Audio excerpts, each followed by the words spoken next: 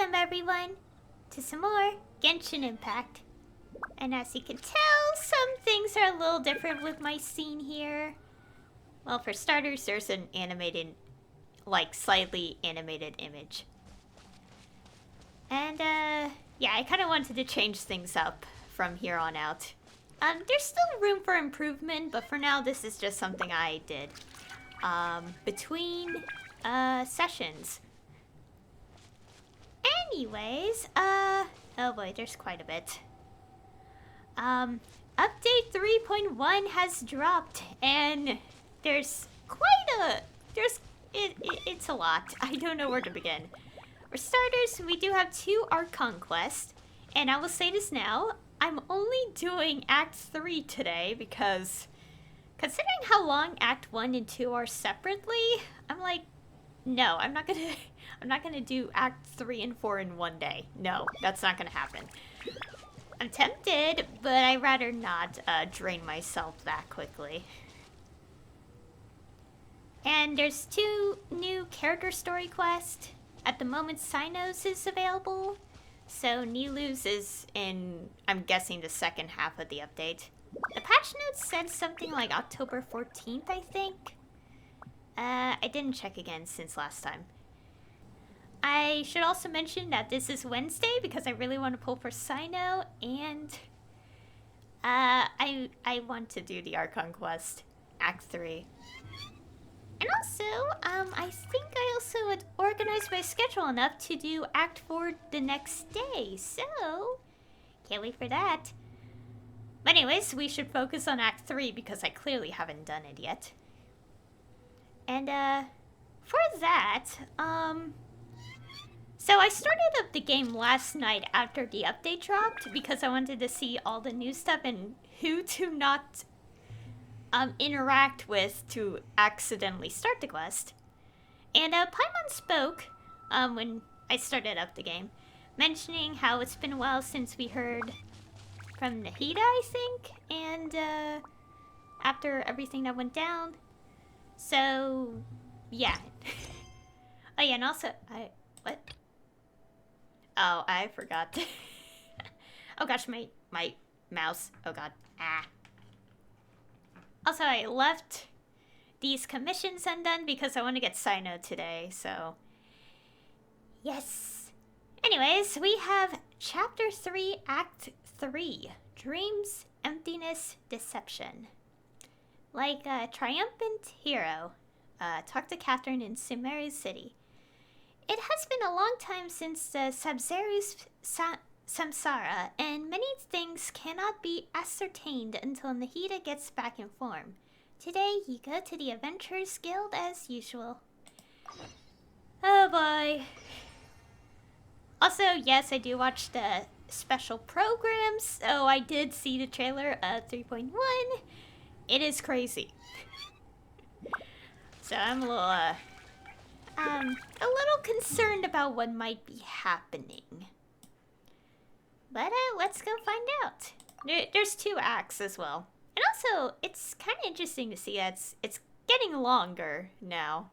And it kind of makes sense because a lot of things has been like explored before Sumeru. So, yeah.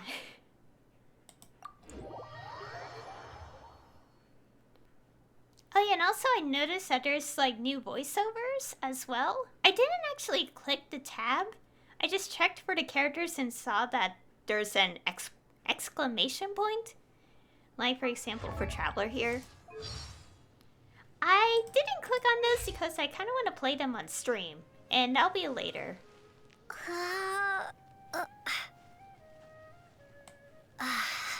Like I did like kind of scroll through some of the characters that I have, and I think it's just Traveler and the some of the Mondstadt characters, I think, when I checked last.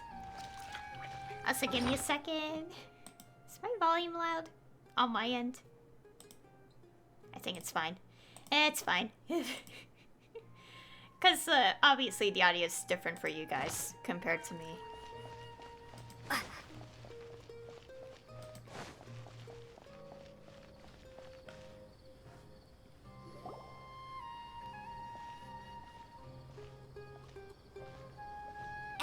Astra Avisask. We meet again, you two. Hi, Catherine. Do you have any commissions for us today? Commissions, huh? Let me think. Oh, how about this? Please attend the Academia's Academic Symposium this afternoon and recite a love poem on stage. Wait, say what now? And if possible, please also use your camera to capture the reaction of the audience upon finishing the poem. Huh? What kind of commission is that? I feel embarrassed just imagining it. The audience would definitely have a reaction. I see. It appears that you're not interested in this commission. In that case, please go to Port Armos and convince the Eremites there to spend some time volunteering at the local orphanage. Hey, that's not any better. Isn't that just asking for a beating? Mercenaries and orphanages really don't go together. Oh my gosh. That scared me. I'm sure the mercenaries will have some interesting reactions as well. Paimon's gotta ask. Just who exactly has been submitting these commissions to the Adventurers Guild? Oh, the commissioner? Well, actually, I just wanted to see the two of you in action. You're not actually Catherine, are you? Was it so obvious? I was hoping you would actually take one of those commissions. That kind of chance to observe humans doesn't come by often. Ah, so it's Nahida. Paimon just knew Catherine wouldn't crack those kinds of jokes. When did you get into her head? From when she said, Ad Astra Abisask? So it's been you this whole time? Are you done resting up, Nahida? Yes.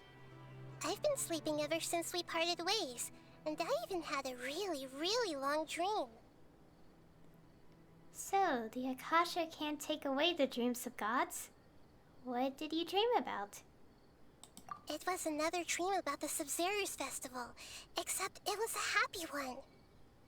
In my dream, I was sitting in the middle of a flower terrace, and everyone in Sumeru City was holding hands as they danced in circles around me. They danced round and round, and everyone looked really happy. I also got to sit on a gigantic flower carriage. Ferris, the Knight of Flowers, raised me really, really high above the ground, and I was throwing an endless amount of Yalda candies at the children. You know, Nahida, maybe your dream is how the Sub-Zerus festival really should be. It's meant to be a joyous time where everyone gets together to celebrate your birthday. Yeah, but in reality... Huh? Wasn't I describing a really happy dream? Why are you both looking at me like that? Wait, could this be an example of the emotion known as pity? No, we aren't pitying you. That would only make everything worse. We just don't want you to feel too sad. By the way, have you had a chance to visit Dunyarzad? How's she doing? The Homianis haven't allowed any visitors after the festival, so we haven't been able to check on her. Yes, I paid her a visit right after I woke up. She was resting at the time. Her condition is stabilized. However, since Elazar is a manifestation of the withering on the human body, we can only cure it by finding a way to take care of Irminsul's own withering. But for the moment, our top focus should still be figuring out what the sages are up to and what they're planning. Right. Who knows what'll happen if they manage to pull off another scheme like the Samsara of the Sub-Zerus festival. So our first priority should be investigating and putting a stop to the sages' activities. As for how we should pull that off, let's discuss it somewhere else. There are too many adventurers around here. Oh, good point. Sorry, adventurers. We're gonna be borrowing Catherine for a little while.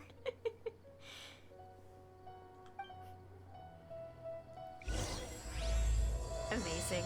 Anyways, chapter 3, act 3. We already read this earlier. Okay, continue talking to Nahida somewhere else. Oh, yeah, and I should also mention this. I've started calling Nahida like the baby archon because she literally is like a baby. Let's continue our chat here. Okay, so do you have any ideas on how we can investigate the sages, Nahida? Actually, I've already done a little bit of work on that. But for now, I want to hear your thoughts. Okay. Possess a key figure in the academia. Possess a student and infiltrate the sage's quarters. Or we could grab someone close to the sages and question them? I don't know. Possessing sounds kind of bad because, you know, like people will be like, oh, you're kind of acting out of character. So we're in the dark as of now. Since we still don't know anything about their goals, any rash move could tip them off and lead to terrible consequences. After all, every person in Sumeru City is one of their hostages. Okay, it doesn't matter. But still, like, possessing is very dangerous, though. I guess we have no choice but to click through all of them anyway. I've already tried that, but all the key members of the Academia, even the core of 30 guards, intentionally avoid wearing their Akasha terminals. It seems that from the very beginning, they've been guarding against info leaks from the Akasha. Of course, it could also be because they're wary of me. Have you already caught the sage's attention? I'm guessing not yet. But distrusting me would make perfect sense if they've ever paid attention to the urban legends about me. In any case, I probably can't take over their minds directly. No way, that's too risky. You mean it'd be too easy to get caught? No, it's not that. We shouldn't involve innocent students in this. A single mistake could completely ruin their lives. Doing that would be ignoring the safety of my people for my own selfish goals. How is that any different from what the sages are doing? That's a good point. Spoken like the god of Sumeru. I can't think of anything else. Are we really out of ideas? Nahida, you're super smart, so you already have something in mind, right? Don't keep us in suspense. Spill the beans already! According to a popular theory from the Vahumana Darshan of the Academia, rejecting impractical motions at the beginning of a planning session will give more weight to the actual proposal. Okay, but aren't you the god of wisdom? You don't have to use that kind of gimmick to make us take your ideas seriously. Well, I've been thinking that if I can't directly possess the leaders, and if I can't get ordinary people involved, then I should find someone who's already involved, but hasn't decided to side with the sages. You're saying we should recruit a spy? That does sound like it could work. Oh, before coming back, we met someone named Alhaitham. He seems like he acts alone, and he likes doing stuff behind the Academia's back. They probably aren't in cahoots. Actually, I already have someone in mind. Do you still remember that female scholar named Setaria? Setaria? Paimon remembers now. Isn't she the one who's always trailing behind the Grand Sage of the Academia? We ran into her basically every time the Sub-Zero's festival repeated itself. You could even say we're old enemies by now. Paimon still remembers the smug and mean way she always spoke to Nilu. I've always liked observing all kinds of people, and Setaria has always stood out from the crowd. She was born in the desert and was hailed as their greatest genius. Her academic gifts allowed her special admission into the Academia, and also gave her the opportunity to serve as the sage's assistant. Oh, Paimon didn't know she was from the desert. She must be pretty special then. Paimon feels like most of the desert dwellers around the city are working as mercenaries. The name Setaria means star. When she lived in the desert, she shone like the brightest star in the night sky. Later on, she was chosen by the sun. The star was given a place in the daytime sky to complement the sun's dazzling light.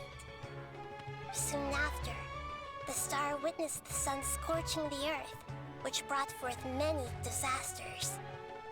The star began to waver. Instead of staying beside such a sun, wouldn't it be better to return and light up part of the night sky? But in the end, she couldn't give up the radiance of daytime. To cope with her shame, the star buried her guilt and closed her eyes. This is no longer just a metaphor. Those are Setaria's true thoughts, right? From the sound of it, Setaria's just hung up on the research opportunities here. But she doesn't really support the academia. She still feels guilty about not doing more for the desert, right? She's just running away from her problems. Indeed. When they are presented with complex moral issues, many people will simply plug their ears and go with the flow until the problem can't be fixed anymore. She's suppressing a lot of guilt, but before she realized it, she had already become the sage's accomplice. She can't deny her part in their schemes anymore. Sounds exactly like the person we need. Right. We must somehow make her face her problems again. That way, not only can we get useful intel from her, but she can also use it as an opportunity to redeem herself. From my past observations, Setaria will take a day off from the academia every 10 days to do some shopping in the city. Tomorrow afternoon just happens to be a shopping day for her. That'll be our chance. To prepare, let's go check out some of her favorite spots and have a quick chat with a few of the vendors there. Okay. Gather information. Also, now that it reminded me, okay, we briefly brought up Alhaitham, and I'll be honest, he is very suspicious. There's no denying that, but it's like, what is he up to, though? Like, I kept, like, watching the cutscene from Act 1 a few times, and nothing came to mind of, like, why? Like, enough to, like, make a theory. But it's interesting to take note of, and I wonder if it'll be explored in these new Archon quests.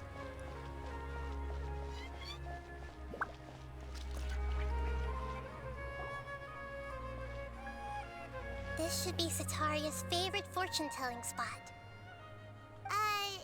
So should we ask the fortune teller about Setaria?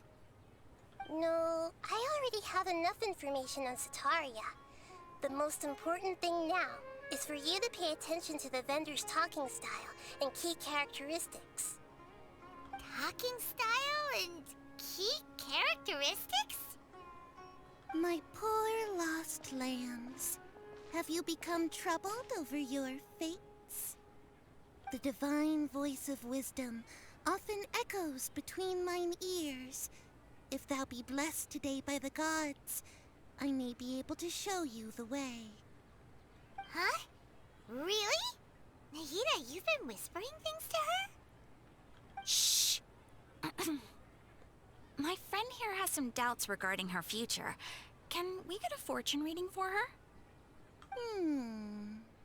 Of course, of course. In that case...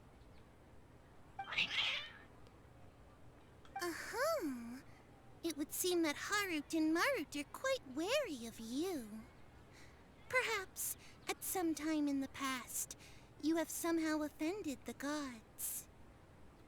Only mocking the god of Animo, questioning the lord of Geo's financial savviness, and brawling with the god of Electro. Do those count? Oh, nothing. Go on, pick an aspect for her to divine. Okay, divine my prospects in health or divine my prospects in love? I don't know. How about health? Health prospects. No problem at all. Oh. The gods have spoken. The truth shall be revealed. Your life shall continue on for... many tens of thousands of years? Impossible. Marit, did you two spoil my divination? I've never read a fortune so absurd. Actually, Paimon thinks this is probably the most accurate fortune-telling you've ever done. I admit that the orientation of today's celestial matrix is suboptimal. As such, there will be no charge. Is that so? Well, that can't be helped. If you were to bring some food offerings for Harit and Marit on your next visit, perhaps they could help you reverse the wheels of fate.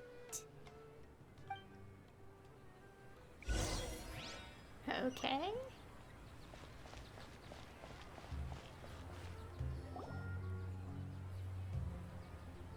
Is this another one of Sataria's favorite stalls? Yep. It belongs to a king. His father helped Sataria a lot when she first moved to Samari City, so she still comes by whenever she has time. When I start talking with him, listen carefully to the details of our conversation. Ah, dear customers. Would you like to look at some pottery? We caught wind of your great craftsmanship, so we specifically came to take a look. Oh, I recognize you. Aren't you Miss Catherine from the Adventurers Guild? Sounds like I'm in for some big business.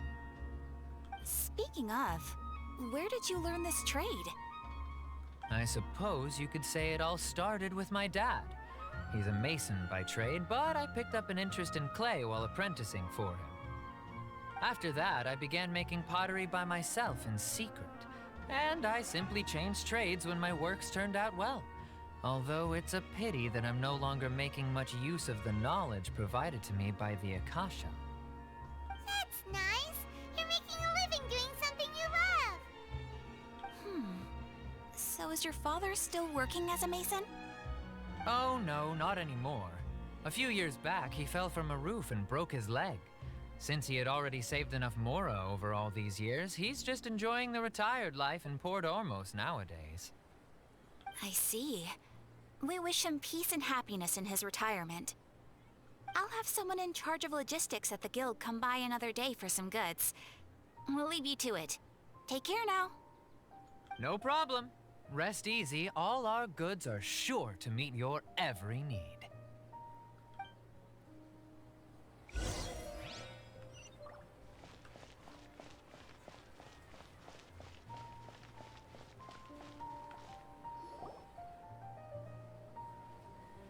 This should be our final stop.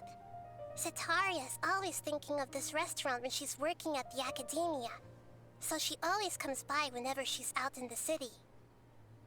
Nahida, you've really thought of everything! It's my duty to protect Samari's citizens, after all. Hi there. I feel like I've seen you down by the docks before. Huh? Sorry, I don't quite remember. If I recall, you were having a discussion with someone about shipbuilding at the time. Ah, that's right! I've always been really interested in feats of marine engineering. After all, I grew up in Liyue Harbor and spent my entire childhood staring at the ships going in and out of the port. I came to Sumeru to study, but failed to make it into the academia due to my lack of talent. But I'm still discussing all kinds of problems with different scholars. And I'm continuing to study and perform research from the restaurant's basement. I'm sure I'll get to the academia after their next round of exams. What an admirable spirit for learning. Amazing. Sure, but you'll find hardworking people wherever you go. So this restaurant has a basement as well? Huh. First I've heard of it. That's right. It's not usually open to patrons. Most of the time, employees use it for breaks or to hold private events. I see. Guess that makes sense. Well, good luck with your studies, Miss Chishan. Thank you so much. As long as I can make it into the academia as an official student, I'll be happy. Okay, now we go back and talk to Nahida. So, was that everybody? Mm-hmm. 3 familiar faces should be enough for Sataria. What's the point of all the information we've collected? Nahida, you still haven't told us how you're planning to make Sataria face her problems. Sataria is already used to avoiding her problems, so we must find a way to break through her usual sensibilities. I remember that you mentioned that the Eremites in Port Ormos are all making a fuss about the upcoming resurrection of the Scarlet King. Although it's all just a boatload of nonsense, the fate of her homeland may turn out to be Sataria's soft spot. Oh, Paimon gets it now! You want to take advantage of the guilt Sataria feels about her homeland. Although she knows she should return home to help the people of the desert, all she's done is conspire with the sages.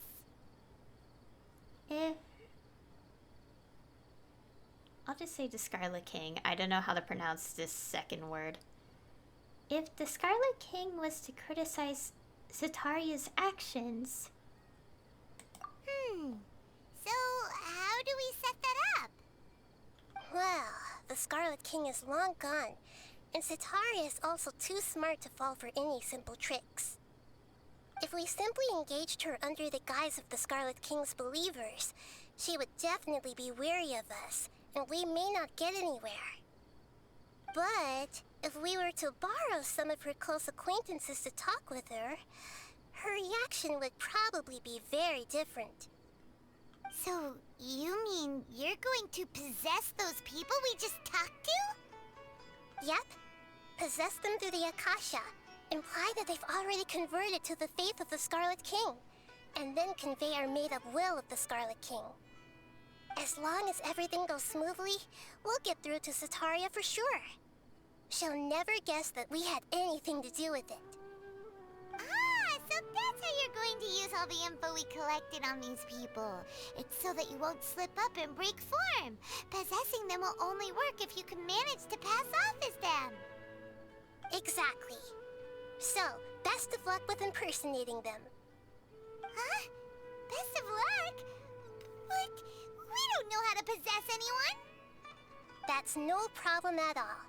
I'll just share all their senses with you once I've possessed them. As long as you're also wearing an Akasha terminal, the effect will basically be as if you've possessed them yourself. Huh. That is pretty convenient. But why does she have to do this? Can't you do it yourself? Although I've been observing humans for a while, I've never been good at imitating them. You're not wrong. It's always been painfully obvious whenever you try to pass as Catherine. Alright, I'll try my best. If it was at all possible, I would have preferred to leave these people alone. But seeing how things are now, I probably should just accept it and push on. Yeah, don't beat yourself up over it. We're only doing this to help everyone, and we'll only be borrowing them for a little while anyway. Alright, then let's give it a go tomorrow afternoon. Oh dear. She said to observe how they act, and I don't trust myself with any of this.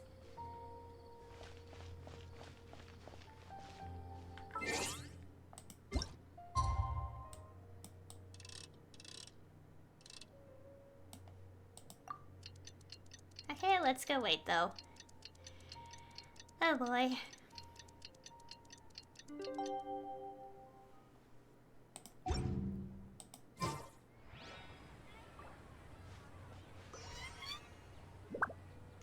Oh, it's already technically the same day because it was like a 1.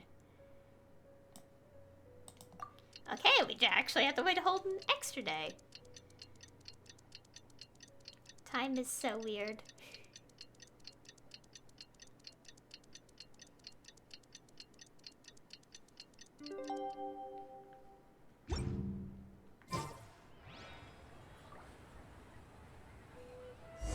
There you go.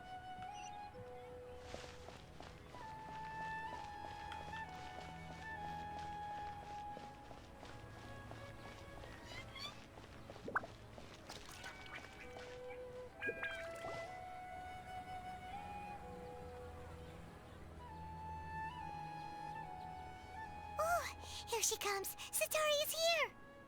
Let's quietly follow her. Once she starts talking to her acquaintances, we'll find a safe spot to begin possessing them.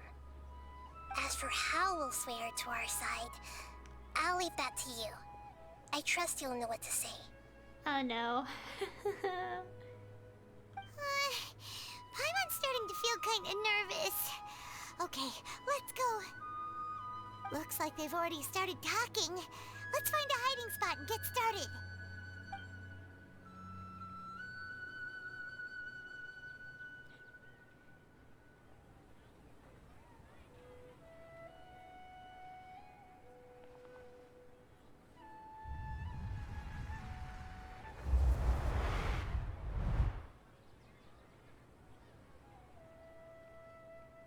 That's right. You really can't force anything when it comes to love. And besides, everyone around me has a very different background and outlook. Are you still listening to me, Nabia? Oh, of course I'm listening. You were talking about troubles with your love life, right? I heard everything you said. Okay then. You just seemed a little distracted for a moment there. Strange. Your cats seem pretty worked up. Is something wrong? I always thought they were quiet, happy kitties. Oh, what are their names again?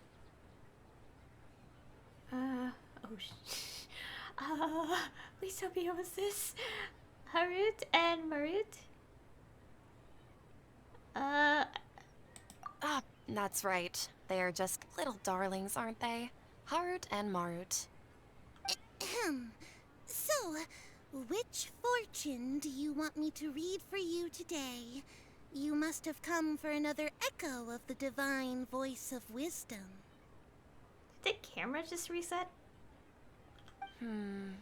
I'd like to get another reading on my love prospects, but to be perfectly honest with you, I feel like I've been a real mess recently. A mess? Well, could you do a reading on how long it'll take me to finish my current project at work? I really just want to get it over with. I hear you. No problem at all. The gods will reveal the truth.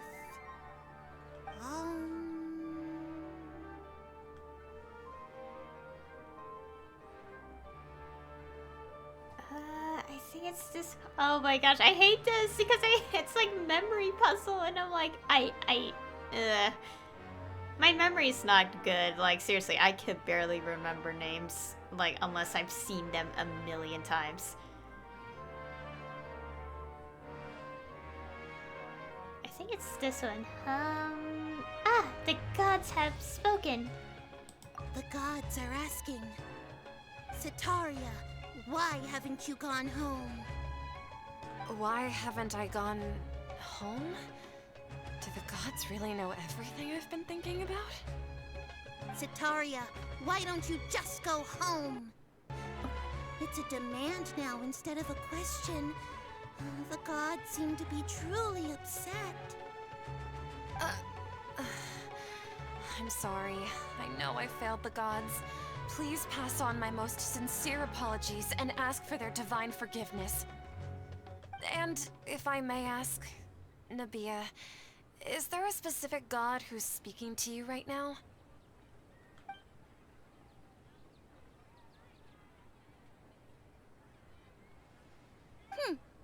What an inconsiderate and naive question. The god who is speaking to me is, of course, the wisest and mightiest of all, the Scarlet King. The Scarlet King? No wonder he would make such a demand of me. Oh, wait a second. The Scarlet King passed away a long time ago. Even though news of the Scarlet King's resurrection has been spreading like wildfire, it's all just a misinformation campaign from the academia. How can the Scarlet King still exist in real life? Huh? What the? I thought my computer glitched out. Huh? The Scarlet King's resurrection is misinformation campaign? Is a misinformation campaign. What insolence! I am the Scarlet King's most loyal believer. Do you wish to refute his voice of wisdom? Oh, no. As a child of the desert, I am only reveling in his power upon learning that his divine glory has touched even this city. I will think very carefully about his demand of me. I'm sorry, I must go now. Wait!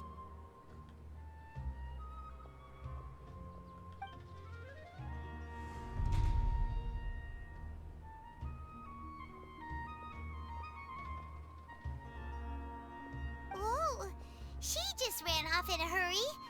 She looked pretty upset, too. Well done. Sataria didn't seem to suspect anything amiss. To have something she's been trying desperately to avoid show up out of nowhere and berate her, that must have shaken her to the core. Aw, Nahida, it seems like you understand human emotions really well after all. All I know are some abstract Harabatot theories. And in any case, my time with you has shown a lot of them to be utterly useless. I'm still trying to make sense of everything. Anyway, enough of that. Let's hurry and catch up to Sataria. She's at Akim's now, right on cue. Let's get ready to possess him right away. Okay, give me a second. I need to make sure nothing... Okay, nothing went wrong, because I was so scared for a second.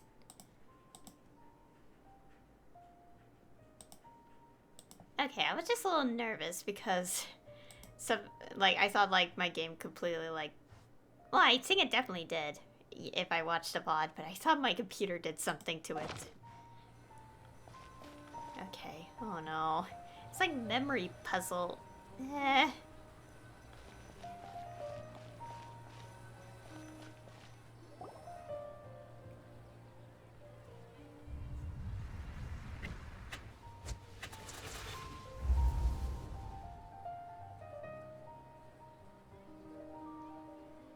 It's okay. I just got caught up in something. Oh, actually, didn't you ask me to help you look for work? What kind of work were you looking for again? If I remember correctly, it's the second one? Masonry work, I think. I'm pretty sure. Oh, right. Your old man's craft. How could I forget? Speaking of, how's he doing? Is he feeling any better? Okay, this says it's he can't do, heavy lifting or something? Oh my gosh, I hate this. I'm trying to dig through my memory just to do this quest. He's feeling a lot better, and he's walking more now, I think. Oh, that's good to hear. I have been thinking a lot about him. If I could get some more time off, I'd love to pay him a visit. Actually, while we're talking about him, is he still living in Port Ormos? Yeah, he's been retired there for a while. If you could find the time, please write him a letter. Please pass on that recently, faith in the Scarlet King has taken root in Port Ormos and has begun to spread across Sumeru. He has a quick temper and has always been a devout follower of the Dendro Archon. I don't want him to get into a fight with those Scarlet King believers because of a difference in beliefs. Oh? So, who are you siding with in all of this? The Academia or the Scarlet King? I'm so jealous of you. You were born a child of the desert, yet you chose to betray the Scarlet King, and now you spend all your time with those crooks from the Academia. Akeem, you don't mean you've also become a believer of the Scarlet King? What's so strange about becoming a believer of the wise Scarlet King? In fact, aren't you the strange one? The one who still can't pick a side? Can't pick a side? Me? Whoa! Paimon had no idea you'd be so good at this! Before I knew it, I really started getting into the role. I wasn't too harsh, was I? You really zeroed in on the issue and put it right in front of her. It might feel a bit overwhelming for Setaria. But once everything is over, I'll be sure to pay her a visit to her mind and explain everything. Anyway, let's keep going. Oh boy, last but not least. No. Oh, just follow. Come on! Setaria's already started talking with Shishan! Over here.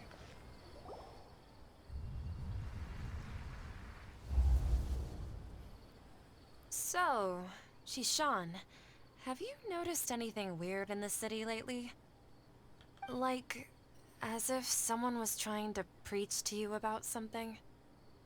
Okay, if I remember correctly, we brought up a basement, not an attic. No, I've been spending all my time studying in the basement. Oh, right. Speaking of strange things, I celebrated the Sub-Zerus festival so many times that I lost count. That was really weird. Wait, how could you be aware of that? That should be impossible. Nothing in the report indicated anything like that.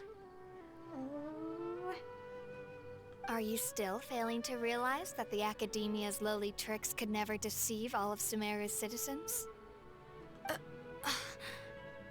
Shishan, don't tell me that you've converted to the Scarlet King as well!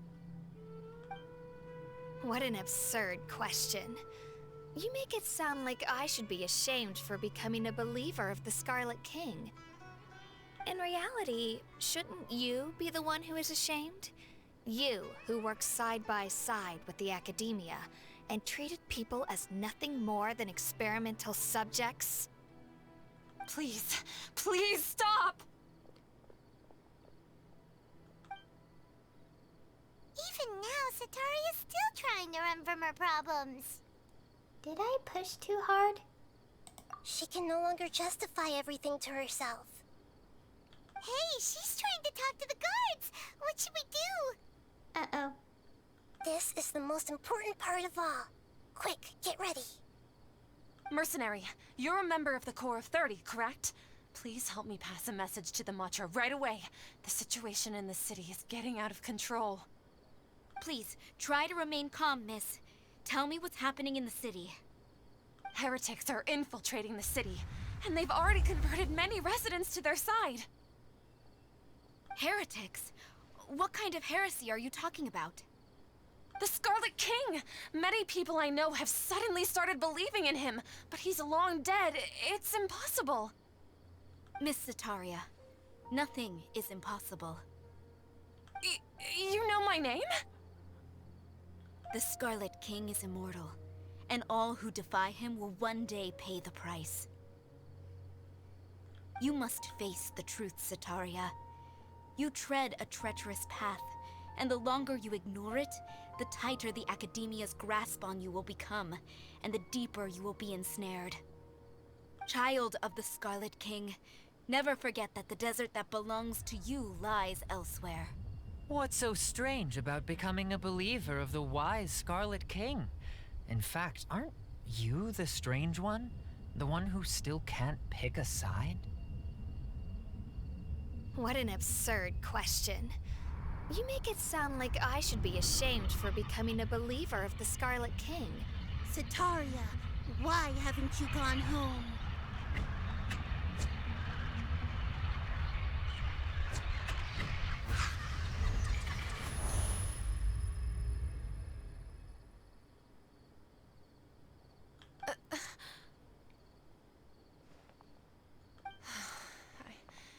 It seems that no matter where I run, I only keep finding more believers of the Scarlet King. I have to say, this is a familiar feeling. I've also been running from my guilt this whole time. Guilt over my part in the Sage's plans, and from ignoring the letters from the children of my homeland. But no matter how much I may try to ignore or get rid of it, my guilt always comes back. You should follow your heart. It's not too late to turn back. These sound kind of similar. You won't necessarily lose your research opportunities by facing the truth. Besides, did you really want to conduct your research while carrying such heavy feelings of guilt? How do you know me so well? Are you truly just a believer of the Scarlet King? Or are you the god himself? That's not important. The important thing is to pass judgment on the academia and its sages, and to correct their mistakes. If you could provide some assistance in this matter, perhaps it could serve as a form of atonement. I've actually never believed in the gods, but I've always believed in serendipity. Your appearance must be a fated opportunity for me to get out of this wretched situation. Please tell me, what can I do for you? Great. We finally convinced her. How much do you know about the Sage's current activities? I was just one of the designers for the massed dream harvest scheme, which is what happened around the Sub-Zeru's festival. But I know very little about the full scope of the overall project. I'd assume that only staff with the highest clearance would have access to those confidential documents. I've just been working to meet the Grand Sage's specified requirements. However, there's something that's been really bothering me. I heard that a scholar who was previously expelled has returned to the city, and even the sages are still quite wary of him. An outcast that even the sages are still wary of? To fight against the academia, we will need to figure out the nature and the purpose of their work. Is there a way for us to get access to the confidential documents you mentioned? It should be possible if we're willing to take some risks. After all, I'm an assistant to the Grand Sage, and I've been working on many tasks outside of the project. One thing, though, I won't be able to transfer the documents to you through the Akasha once I get my hands on them. The sages have always closely monitored all activities within the Akasha. Let me see... let's use the most primitive method. Send someone to pick up the documents tomorrow evening at the Academia entrance. The Academia entrance. Wouldn't that be too conspicuous? Don't worry about that. I assure you, this won't be a trap. I'm only suggesting this location because it'll draw more scrutiny for me to leave the Academia again. It'll be safest for me to distract the guards long enough to hand you the documents. All right, I trust you. So, if I were to successfully complete this task, would it mean I've atoned for my wrongdoings? That'll depend on the judgment of the Dendro Archon. The Dendro Archon. That's right. Her people are the ones we have endangered. As the God of Wisdom, she's also the one responsible for judging and guiding the scholars. Maybe it's time for me to find a god to believe in. Just as Nahida predicted, we've managed to bring Sataria to our side! The Traveler's execution was ingenious. She's the one who deserves all the praise. Well, now that we've made plans to meet again tomorrow evening, all we can do is pray for Sataria's mission to go off without a hitch. Pray? But if we're going to pray to the gods, aren't we just praying to you? God of Wisdom and Guardian of the Scholars? No. The truth is the true Guardian of Scholars. I've always believed that. Anyway, Let's meet again tomorrow evening at the Adventurers Guild.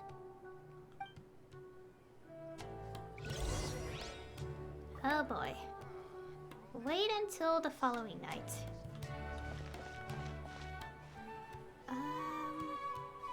I kind of want to take a short break here, so I'll be back with you guys in just a few minutes. Okay, I have returned. Now we have to wait until the following night. At 1900, I think it said. Following night meaning the next day.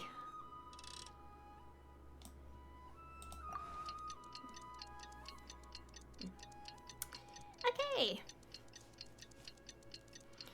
I'm so curious of what happens in the quest. I think this time most of the things in the trailer are related to what is in the Archon quest. Because 3.0 kind of had mix of like the world quest and Tighnari's a little bit. So I'm like wondering, it's making me think, but I shouldn't speculate too much.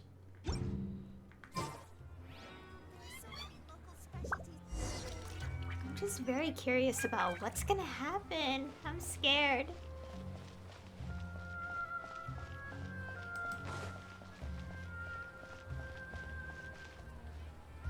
Catherine, we're here! Oh, you are the other Catherine, right? That's right. I suppose I'm the other Catherine in your mind. Can't we just call her Nahida? Shh! We're on a secret mission tonight, so we need to protect Catherine's identity. Yep, Paimon's right. We cannot fully rule out the chance that the meetup tonight is just a trap. If something were to happen, my existence may be the only trump card we'll be able to play. After all, the Academia should still be unable to confirm the existence of my consciousness in the outside world. Yep, exactly. Just what Paimon was thinking. I somehow doubt that. Anyway, enough about that. Let's just make sure to be on our guard. Speaking of which, don't you feel like something is off? Off? What do you feel is off? It's just a little too quiet around here. It's the middle of the night. Of course it's quiet. You're not getting paranoid, are you? No, I think she's right. It really is a lot quieter than usual. If you look around, there seems to be fewer people on the streets. I'm not sure if this is the case for the entire city, though. Huh. Maybe it's just a coincidence.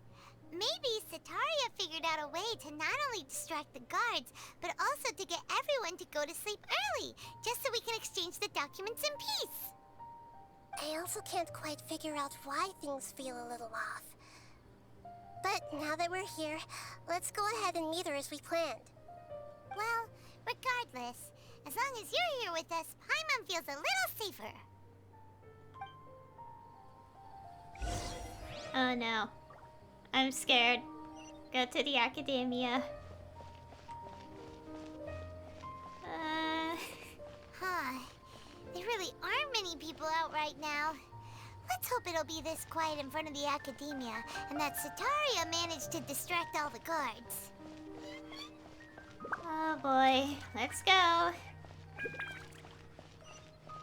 yeah, the commissions are still lying around.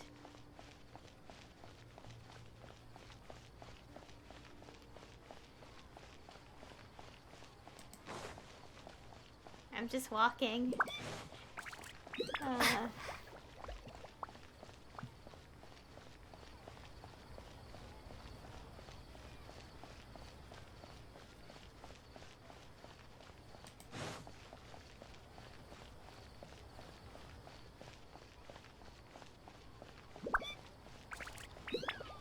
You know, maybe I should just completely take off the Sealy whenever I'm doing these quests. I know it doesn't appear in the cutscenes anymore, but it's like a distraction.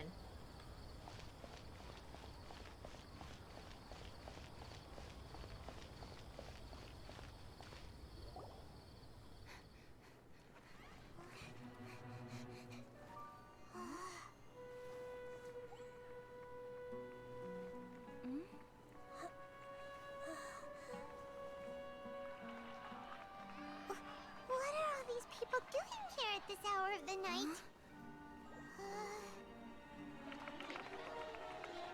Ah, the triumphant hero returns at last.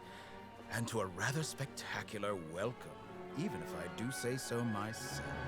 You're the outcast, expelled from the academia. Indeed I am. Although these days they tend to call me the Doctor.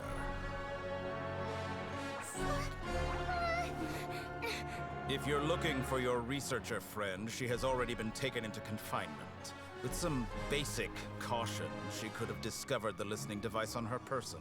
Clearly, she lacks the degree of rigor expected of a true scholar.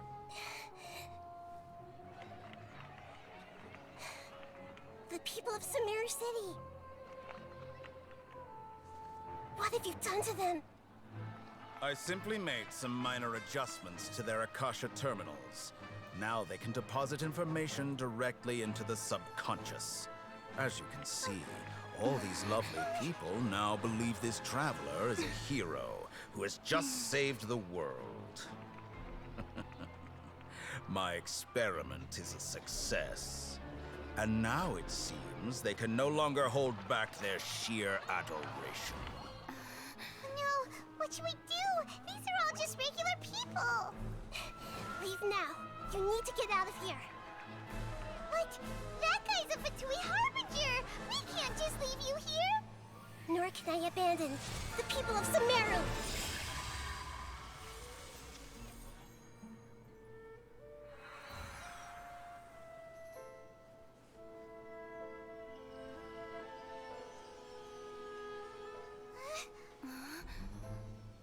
Don't worry. We'll meet again outside of the city.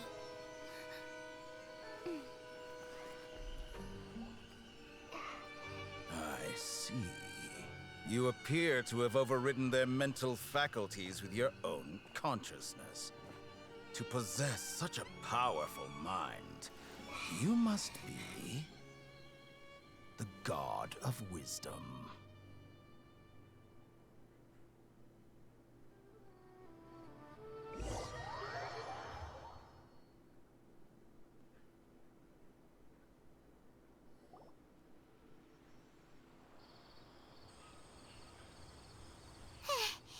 This should be far enough. Paimon needs to catch her breath first. Oh my gosh. Before we continue, that cutscene was intense. Also, the Tor's reveal in the actual game. So he's the second in, like, rank second? Oh my gosh. He's right below Piero. Oh. Oh my god. That means he's like one of the most powerful ones up there. Oh gosh. Anyways, let's continue. Is Nahida going to be okay? We only made it out because of her. Well, she can jump between mines.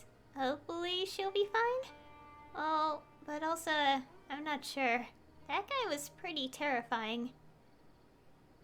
Paimon wasn't counting on running into a new Harbinger here, let alone such a high-ranking one. That guy was number 2. So scary. He called himself the Doctor. Remember, Tainari told us about him. Sataria did say that someone who once got expelled from the academia came back recently. Oh, so that was what oh, that's interesting. And that even the sages are wary of him. Yep, sounds like she must have been talking about the Doctor. We underestimated the scale of this problem. Yeah, now that the Doctor's in the picture, we're no longer just dealing with the academia. They're in cahoots with the Fatui. But what are the Fatui after this time? Another Gnosis? We need to find a way to reunite with Nahida. Yeah, things would be a lot easier with Nahida's help. Nahida said we'll meet again outside of the city. But we can't just keep waiting around, right? Let's go find someone else who might be involved. You mean... Let's go find Tainari. Oh, right! Wasn't he invited by the sages to work on some project when we were staying with him in the Vidia forest? That has to be the same project. Even though he turned it down at the time, he might still know something. There's no time to lose. Let's go to Gandharvaville. Oh boy. I'll accept the achievements later. Okay, the case from a certain god. God. Interesting that we know Dotor's rank. If I remember correctly, last I checked, like the confirmed ones prior, let's include Dotor in this explanation. So now we know the first, second, third, fifth, sixth, eighth, and ninth. Oh, and 11th. There is 11, right? Because I kept miscounting and thinking 12, but no, there's 11 Harbingers. I think that's all of them, like Piero, now Dotor, Columbina, I think that's the name. Pulcinella? Scaramouche, Signora, Pantalon, and Child, Tartaglia.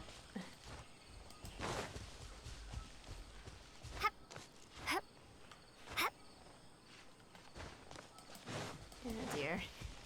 What is he up to? Oh.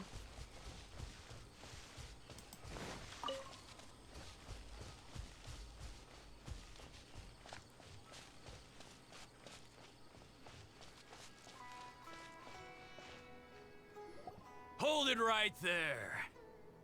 A blonde-haired traveler and a floating fairy.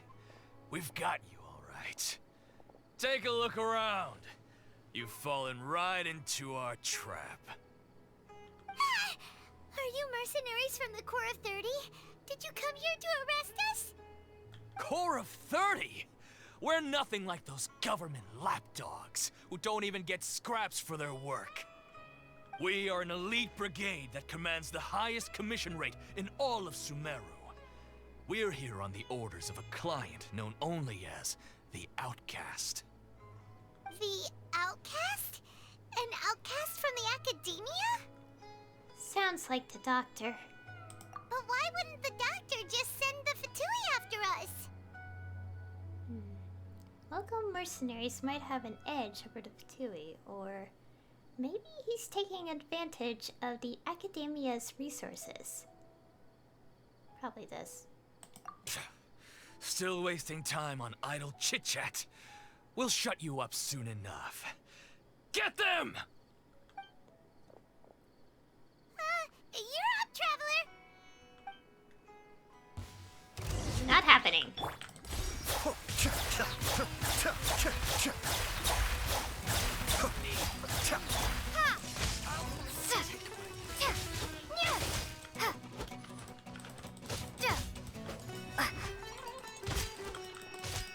Be still.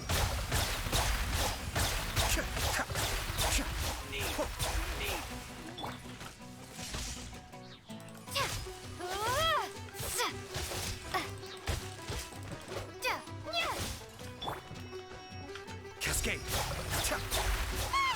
It isn't over yet! Here comes reinforcements!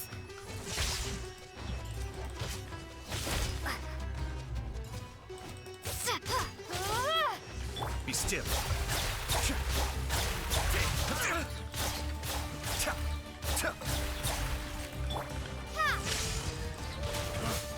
You want this?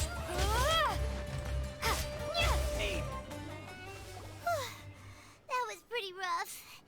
Is that what elite mercenaries are like? It probably won't be long before we see more of them. Yeah, looks like we'll have to keep our guards up. But this doctor guy seems like a pretty tough opponent. He knew exactly where to set up an ambush. Did he predict that we would try to find Tainari? Going up against smart people is tough. Anyway, let's keep going. Oh dear.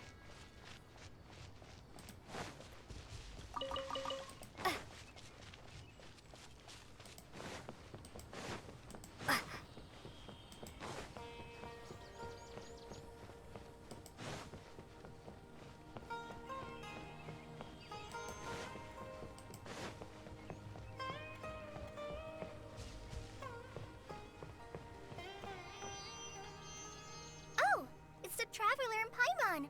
What are you two doing back here? Kale, it's nice to see you again. Are you doing all right? To be honest, I'm not doing too well. My Elazar has been progressing at a faster rate lately. I'm finding it harder to complete more intricate tasks. As a result, Master Tighnari is taking me off the patrol schedule. He will only allow me to stay here and coordinate other people's tasks. Oh, Kale. It seems like carrying Irminsul is our only chance. Speaking of Tighnari, did he go off on patrol? We're here to talk to him. Oh, Master Tighnari? He just left the Avidia Forest a little while ago. He was headed to Party's DI. He left? What? Isn't Tighnari always saying that he never wants to leave the Avidia Forest? He even turned down the Sage's invitation. I thought it was weird too. Master Tighnari always prioritizes his work as a forest watcher above everything. He almost never leaves his post. He left in a hurry this time, though. He didn't give a reason? No, I only found out that he left through a message he left behind. He also made sure to delegate all his tasks using a schedule. To leave in such a hurry? I'd guess he had something urgent to take care of. Master Tighnari originally studied in the Amorta Darshan of the Academia, and Partis DI is something like the Amorta's research base. Many rare shrubs and grasses have been planted there for research. I know that before he became a forest watcher, Master Tighnari once spent a long time conducting research at Partis DI. A research base, huh? Gotta wonder what kind of research Tighnari just decided to work on all of a sudden. Oh, we don't have a lot of time, so let's go look for him at Party's DI. Please take care of yourself, Kale. Don't worry. I'm fine. I'm used to living with Elazar by now. If you run into Master Tighnari, please send him my regards. Got it. Will do. See you later, Kale.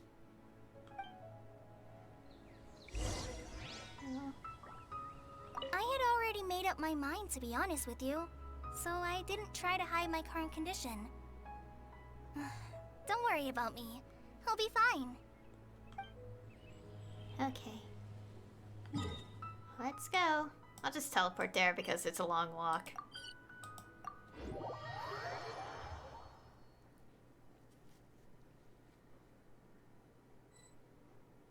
Okay. Well, we're here. Oh! Wait! Look who it is! Hey. It doesn't matter. Nahida. Thank goodness you're okay. We were so worried about you. You are Nahida, right? You haven't been reprogrammed by the doctor, have you? Hey! This was supposed to be a touching reunion, but you're ruining the moment! Actually, it's very smart of the Traveler to be wary of me right now. After all, the Doctor has shown that his technology can apparently even control human minds. Plus, it's not like you could have known what happened after we split up and I was facing the Doctor by myself. Even a pool of stagnant water after a torrential storm can occasionally pass as a patch of sky. Paimon feels like only the real Nahida could come up with such an obscure analogy. I agree. Huh? But I wasn't trying to win your trust or anything. All I wanted was to clarify my point. Well, we understand that point now. Please, Nahida, tell us more about what happened. Are those poor people all right? When you left, I was still in the middle of restoring everyone's minds. Thankfully, when the doctor mentioned depositing information into the subconscious, he didn't mean engraving information into their minds. Instead, he did something closer to creating hallucinations. That was still within my power to fix. Luckily, I managed to finish my restorations and mind jump away from him just as he was about to capture me. What a relief. The doctor sure pulled out some hidden cards, but good thing we had Nahida with us. I wouldn't be relieved just yet. I gave away my true identity when I restored everyone's minds, which means we've lost another one of our trump cards. Also, the doctor is already an expert at modifying Akasha terminals. Maybe it's only a matter of time until he captures my consciousness inside the Akasha. Would that mean you'd no longer be able to jump between minds? Then how do we stop him? He's still at the Academia, so it's possible he already started messing with the Akasha. Oh no. We need to hurry. Our position will only get worse with time. Ugh, it feels like he's toying with us. What a nasty piece of work. Plus, the doctor's combat ability alone is apparently enough to make him worthy of being number 2 of the Fatui. We shouldn't give up hope just yet. Let's try to find another way to attack this problem. Actually, Nahida, how did you know we were trying to get to Party's DI? Have you been waiting for us? Yes, I have. I can see the Traveler's elemental energy, so I deduced your destination by looking at the direction you were moving in. You didn't come here for sightseeing, right? Did you find any leads? We're looking for a scholar we know. His name is Tainari, and the sages once tried to reach out to him. Why don't you come inside with us and see what we can find? Okay, let's just hope we won't get him into trouble. Okay. Also, that comment about the Akashas and already messing with those, I'm like, oh no. We know some familiar faces with those, and that's actually pretty scary. Oh no. Have you considered the possibility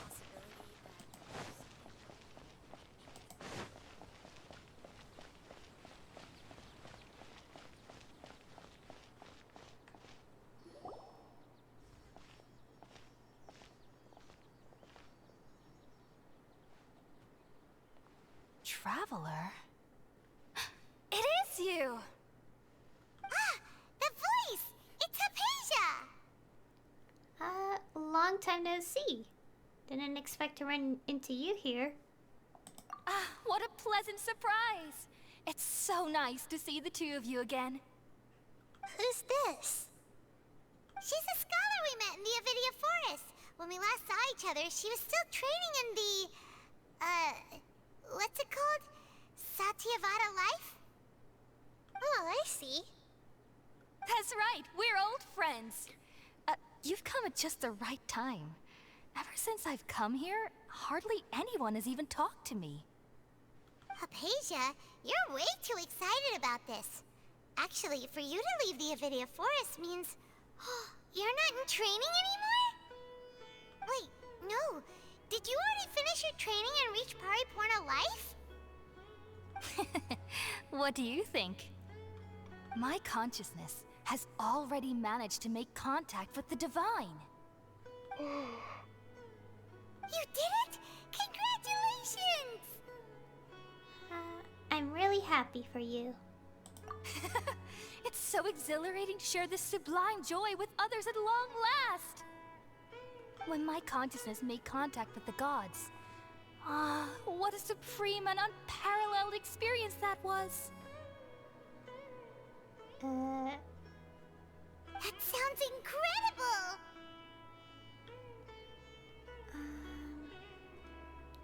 Actually, we're here for Tainari, or we're in a hurry, so let's chat about this next time.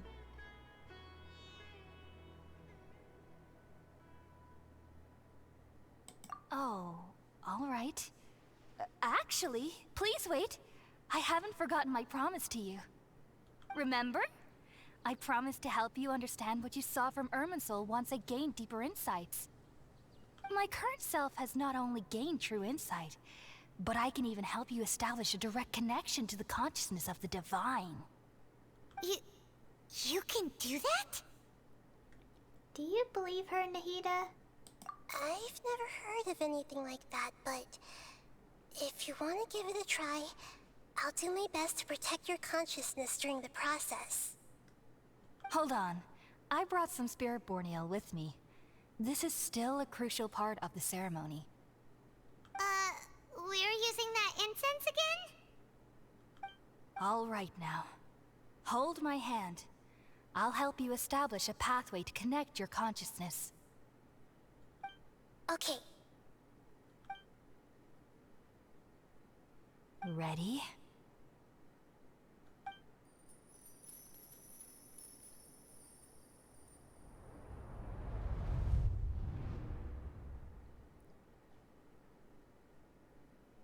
It took 3 betrayals for me to finally understand.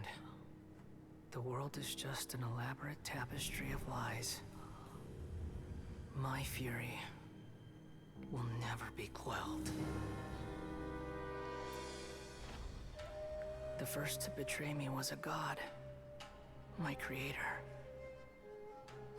My mother. Valuing strength above all, she saw no worth in me and I was discarded. The second was a human. My family. My friend. Consumed by fear, he saw me as an abomination. The third was one exactly like me. A hope for the future. A fledgling barely out of the nest. Powerless before his mortality, he broke his promise to me. Humans, they can't be trusted. And the gods fill me with pure loathing. So I said good riddance. I denounced the world and laugh in its face. My chest will never again be defiled by worldly filth. I will scrub away every last trace of human emotion. Then it will be empty, a blank slate, and ready to receive a supreme gnosis, brimming with pure divinity.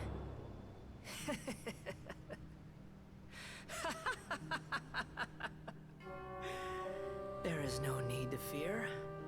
The pain will be brief. Your era is coming to an end.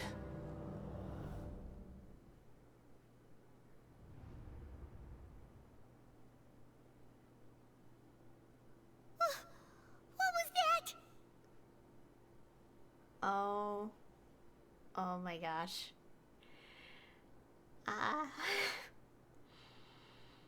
I actually just cried. So, we just witnessed Scarra's lore? Scaramouche. I'm just calling him Scarra for short. Wow. I really didn't expect that. Oh my... I'm actually in tears, guys. Oh. Oh my god. Oh my god. We got Scaramouche crumbs. Well, we got a whole backstory. Oh my god. I mean, like, his backstory was already in the husk of... I forgot what it's called. The artifact set. From the defense artifact set, the 5-star. Like, it was in there. Like, we got details. And then we heard a lot of things here and there from, like, other stuff. But oh my god. To play it out like that and to go really in depth with the emotion. Oh. Okay, I should really continue with this story now. This is neither the Great Lord's consciousness nor the Scarlet King's consciousness. Did we actually just see the Balladier's memories? Everything matches what we know about him. But how is he connected to the divine consciousness that Hypatia was talking about? Oh. You saw it, right? You felt it, right? Such a majestic god! Such a noble will! Such sublime emotion! Alas, shame. If only that which beats within my chest wasn't a filthy mortal heart.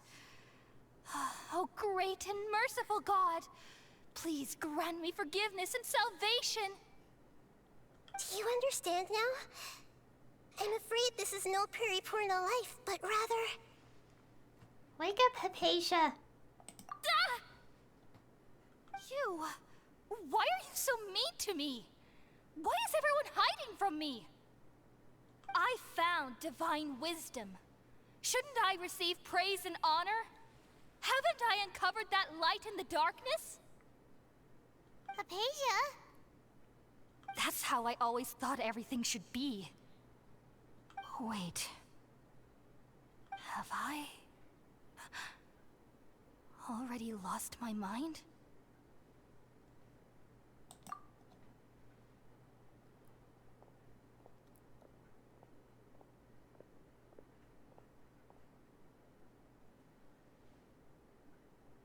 Wait, something isn't right.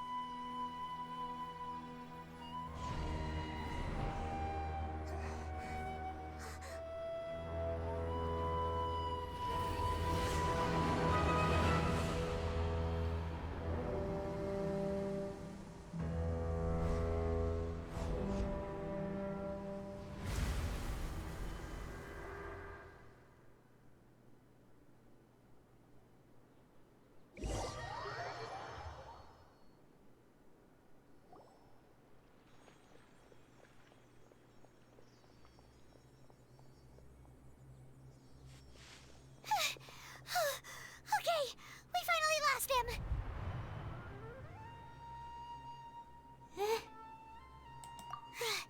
Are you okay, Nahida? Wait, no. Something feels different. You're back! Oh my god. So, she possessed us temporarily? Oh, the Traveler's back? Oh, it's me. What just happened? Nahida was controlling your body for a while. It seemed like she jumped over to you as an emergency measure right before the Catherine puppet was destroyed. After that, Tainari heard the commotion and came over. He helped us defeat the mercenaries and then he ran with us all the way here. This time, she didn't just transfer her mind into my body. Our minds swapped places. What? You swapped places? You mean your consciousness also went into Nahida's body? Wait, then where is Nahida's consciousness? Where is she now? I never imagined that an individual's consciousness could be transferred around like this. Had I not seen it with my own eyes, I would have never believed it. I don't think this can be achieved with current human technology. Also, while we were running, the consciousness in your body told me to pass on a message. She said, "The doctor has found a way to trap my consciousness, so I can't journey with you anymore.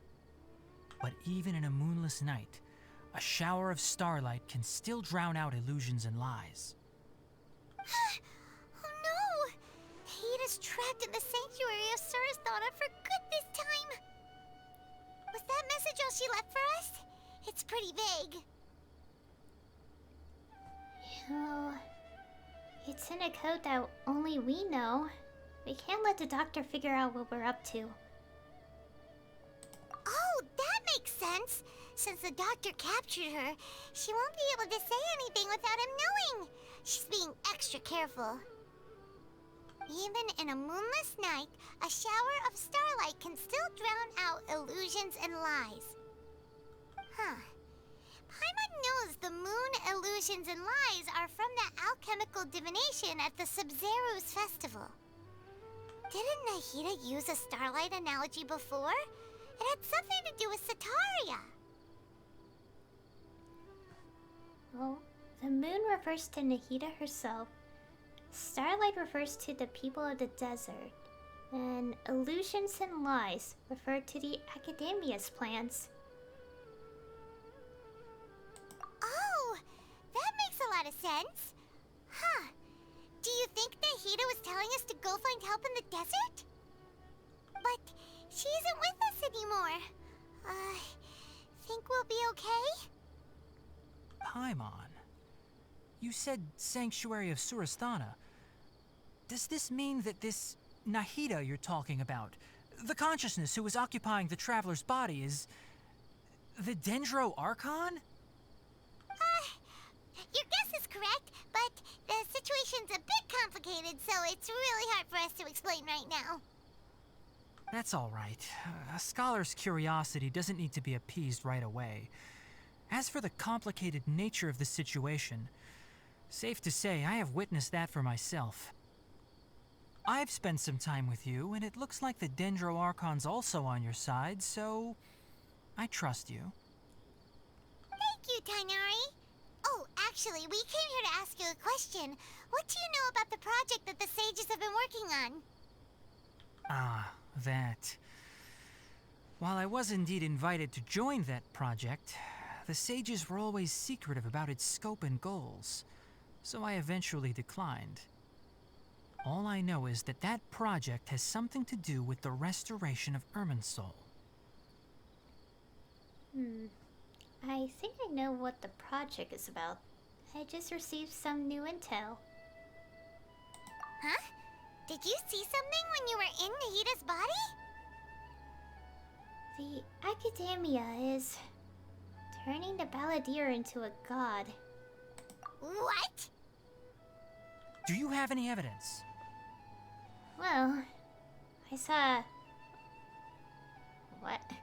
I saw a nascent god under construction. What the heck is... I don't know what that word means. Well, we saw what it looks like, but... What? Hypatia also showed us so-called divine consciousness.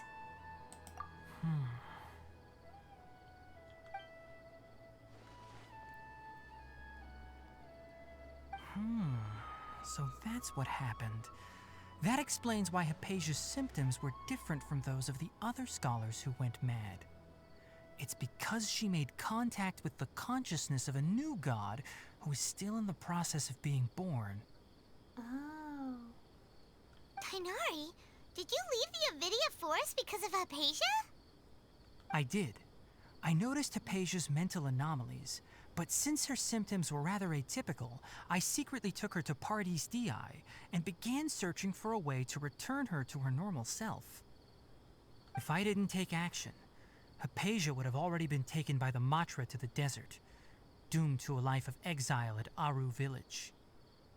Now that you mention it, I knew the Academia has never thought particularly highly of Lesser Lord Kusanali, but I still didn't expect them to do something as arrogant as creating a new god.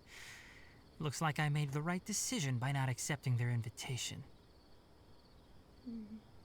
If Patui is also behind some of this, they may have fanned the flames. The Doctor and the Balladeer. We have 2 Fatui Harbingers in Sumeru. Sounds like we're in for a bad time. From your description, I don't think they've completed their project. There may still be room for us to intervene. But then, what is the connection between creating a new god and restoring Irminsul? Yeah, it feels like we're still nowhere close to figuring out the sage's goals. Well, let's head to the desert for now. We must stop them no matter what. Right. We've pretty much gone over everything we need to know, so we should head out. How about you, Tighnari? What are you going to do? I'll stay here for now. I still want to try a few more things to help Hypatia. If you're planning to go into the desert, start by heading for Caravan Rabat. That'll be your fastest route. Come find me here if there's anything else I can do to help. May the spirit of wisdom go with you. Thanks, Tighnari. Hopefully Hypatia will feel better soon. We're off then. Oh, no, it's not the end. Oh. Okay, I thought it was the end of Act 3 for a second because I was like, are they just gonna split the rest? Oh, no. Oh, they're... Actually, no, this is the last quest. Because usually Primo Gems are in the last part of the quest. Sorry. I'm just like wondering about the time. But that doesn't mean I'm gonna do Act 4 today because, oh boy. We will need to have some time to recollect ourselves after what happened.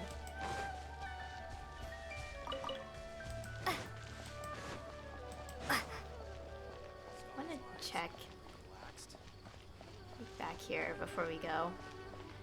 Oh boy, we got quite a lot. Also, when we were in Nahida's body temporarily, like, you see her inside this, sphere thing and branches? Like, I literally saw that, and my mind just thought of, trails, Okay, so, if no one knows, there's this, series, there's this series I know called, Trails. It's called Kiseki in Japan. And, oh, there's her little buddy. Anyways, it's called Kiseki in Japan, but it's called Trails, in English. And, I want to bring up that, how do I put this? I want to bring up that, oh, okay, so basically the Crossbell arc, which, interestingly enough, the English release, finally, but only of the part 1, which is Trails from Zero, I think is the English. I actually don't remember if it was only brought up in that game. I'm not sure if it was brought up in that game first or the second game. I forgot. But there's this character named Kia who is a little girl with green hair, and I don't want to go into too much, but it's been a long time, so I think it's okay. It's been over 10 years since the Japanese release. But there's this girl, and there's this photo, I think it shows up in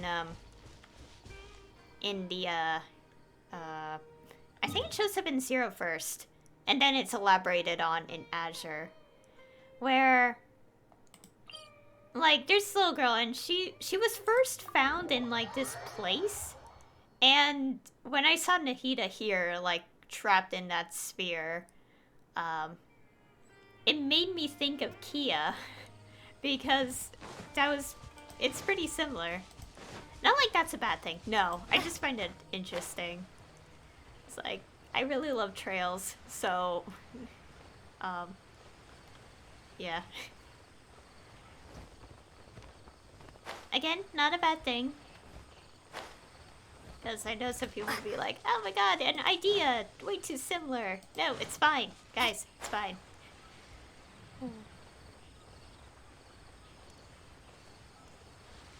It's just a coincidence, as we all put it. A coincidence.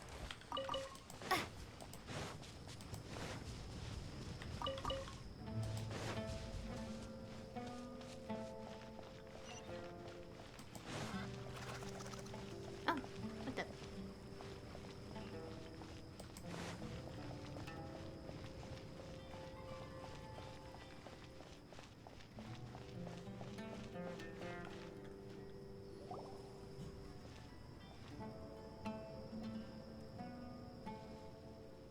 We finally made it to Caravan Rebot.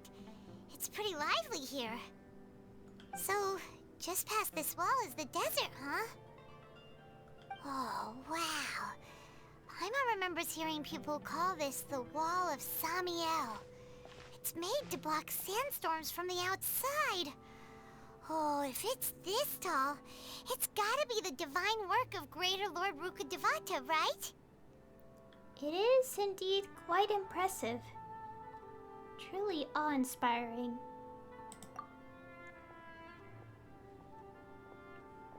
Enough gawking. Come on, follow me. Huh?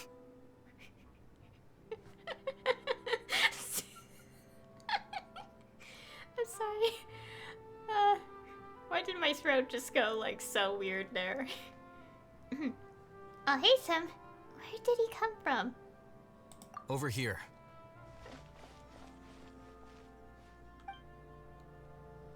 Oh, Haytham went that way! Let's hurry up and follow him. Wonder what he's up to.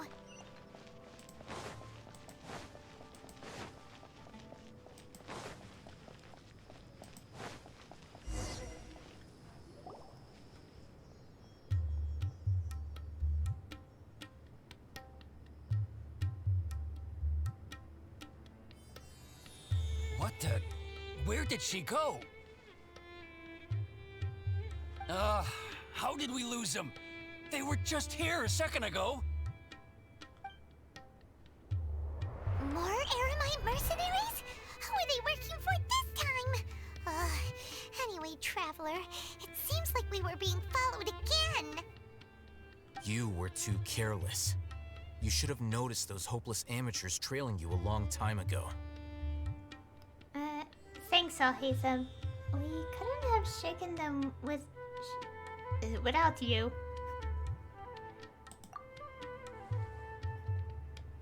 There's no need to thank me. I've never cared to keep track of personal favors. All I did was correct a mistake I happened to come across. It's a habit I developed at the academia. You really gave Paimon a scare, Alhaitham. We never thought we'd run into you here. Last time we met at Port Ormos, didn't you say you were going back to the academia? Wait, don't tell Paimon that you're here to take us back on their orders. Oh, so you've already landed yourselves on the academia's hit list. I can't say that I didn't expect it. However, had I wished to turn you over to the academia, don't you think you'd already be the Eremites' honored guests by now? Oh, right. You do have a point. Did you participate in the Sage's big project? Oh gosh, the music is so loud. I have no interest in running errands for that project. As a scholar, I've always belonged to the camp that promotes researcher autonomy. And these days, you're more fascinating than anything the sages can offer. So, you were actually looking for me? Not quite. To tell you the truth, I'm still investigating the Divine Knowledge Capsule. Unfortunately, I've run into some difficulties. Everyone says the capsule originated in the desert and was eventually moved to Port Ormos. If I am to get to the bottom of this, I must understand how the capsule first came to be. Which brings me back to you, and why you're so interesting. The leader of Ain al-Ahmar used the Divine Knowledge Capsule right in front of you, and upon seeing him, your expression became perplexed, and you were lost in thought for quite some time. To have that kind of reaction, I think you must have realized something. Are you interested at all in sharing what you've been hiding from me? It must be because I was so shocked to hear those words again. World, forget me. Alhaitham, you really have a ridiculous eye for detail. What kind of person even notices or remembers stuff like that? The situation is a little complicated. I can't share what I know just yet. So that's your answer. Well, I do work for the academia after all. So considering that, it is indeed wise to keep your cards close to your chest. But that does prove you do have some undisclosed information about the Divine Knowledge Capsule. Am I right? No matter. Rather than simply learning the answers from you, I'd still prefer to investigate on my own. Speaking of, you two are also headed to the desert? That's right! We have the same plan as you! But we don't really have any concrete goals at the moment. Then I'd suggest starting with Aru Village. It's the largest settlement in the desert, so it'll probably have more resources and intel than anywhere else. Well, would you like to head there together? Sounds good. Let's head... I can't read. Let's head there together then. It's always better to travel with someone you know. Let's go!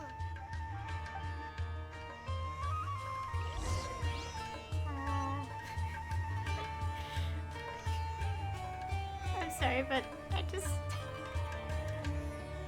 I want him to be a playable character so much. Like, please. Hey, at least we know who the voice actors are for the other unique design characters. It was in the trailer description on the official channel. So now we know who voices Alhaitham in English. And that person did a wonderful job. Okay, go to Aru Village. Okay, so this quest is going a bit longer. I was a little worried. Well, not like a bad thing. We will be talking quite a bit about like what went down in this act later anyway, so. Along with pulling for Cyno. Oh, here we go. Oh, whoa. The lighting changed a bit. Oh gosh, people are talking in the background. No! Not in the game. Somewhere else. My house.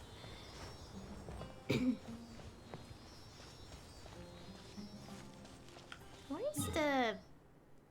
Oh, conveniently, where we have to go is where the, this thing is.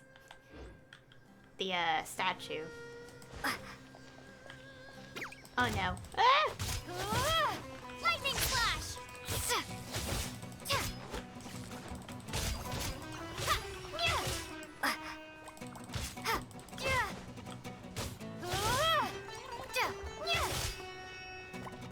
Take this!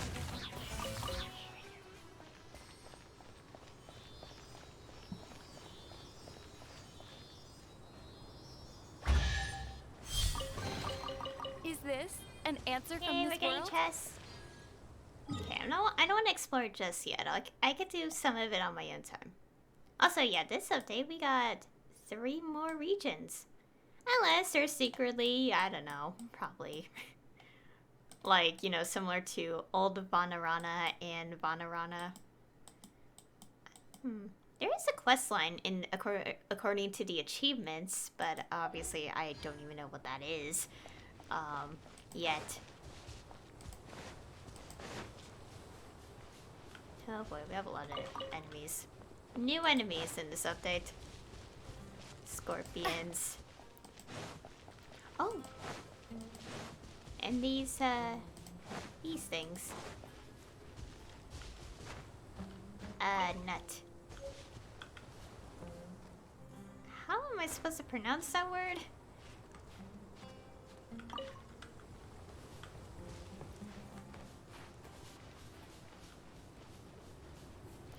Hopefully we don't aggro enemies or else they interrupt the cutscene. I have Tighnari in a bow. I just realized I'm bringing Tighnari to the desert and he doesn't like the desert. Oh no, I'm sorry, Tighnari. In his lore story, like... no!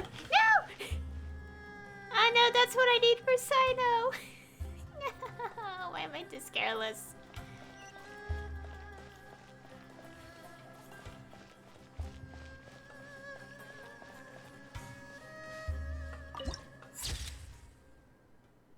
We got the viewpoint.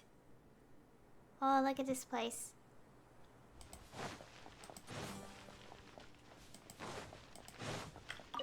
Got you. There. I need those for Cyno. I was about to say something else.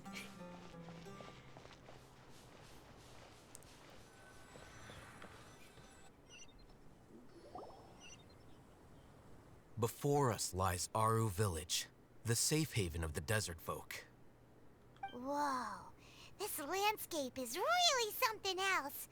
What a cool place! Let's go check it out!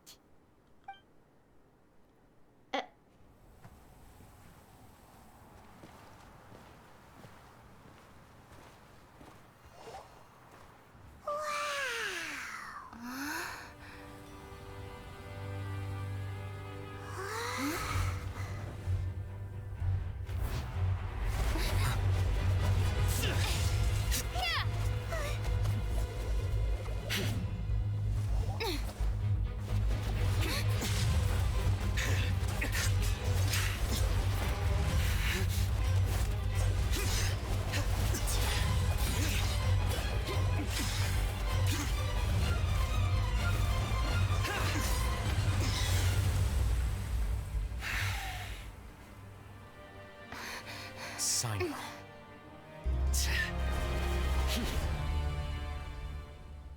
Unless my memory fails me, we have barely spoken 2 words to each other before now at the Academia.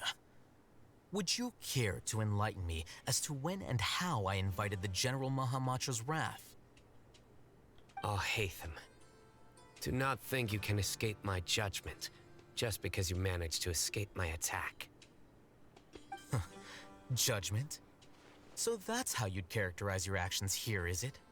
Or would elimination perhaps be a more accurate description? Had I used my full strength, not even this traveler would have been able to stop me. Though styled like an assassination, I sought only to ensure that my target would be unable to flee or resist. Standard practice for the Matra, as well you know. Seemed to me more like your own personal touch. Who is that, Alhaitham? Did you call him General Mahamatra? Yes. General Mahamatra Cyno, head of all the Matra at the Academia. He's a formidable hunter, and the ultimate nightmare for any who have committed academic crimes. You seem to have placed a lot of trust in Alhaitham, to the point of blocking an attack for him. If I were you, I'd never choose to side with him. I wouldn't believe a single word that comes out of his mouth.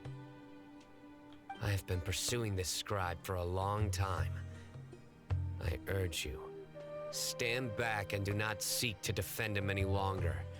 Otherwise, there will be consequences. I don't trust him as much as you seem to think. But that doesn't mean I'm going to stand by and do nothing. Okay, it's connected dialogue. Has Alhaitham done something wrong? Hyman doesn't think he's as bad as you've made him out to be. I won't waste my breath explaining things. Alhaitham, I saw it during our fight. Take it out. The divine knowledge capsule you're hiding on your person.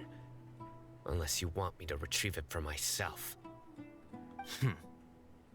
Very perceptive of you. Nothing escapes a Matra's senses.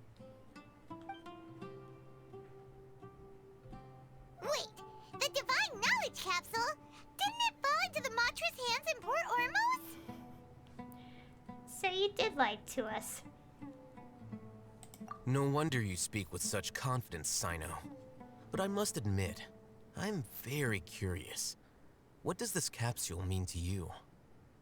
And why, as General Mahamatra of the Academia, are you all alone in the desert? As far as I'm aware, the other Matra have been speculating about your disappearance.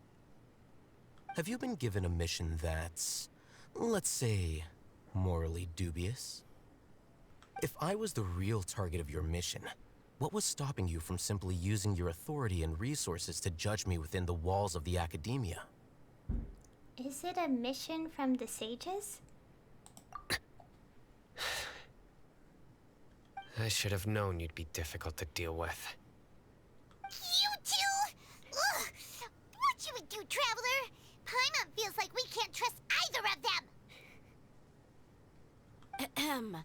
Well, look at you two, acting all tough and self-righteous over there. Wait, Dia?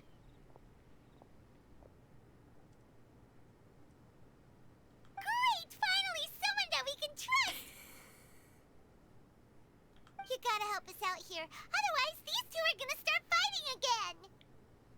Yeah, sure looks that way. Two giants from the Academia duking it out once and for all. Not something you get to see every day, that's for sure. Listen, I know you academic types love to fill up your big brains with self-righteous morality and lord your empty rules and virtues over each other. But how dare you bring your petty disputes into the safe haven of Aru Village? It seems like someone's gonna have to beat some sense into your thick skulls until you finally learn to respect these grounds.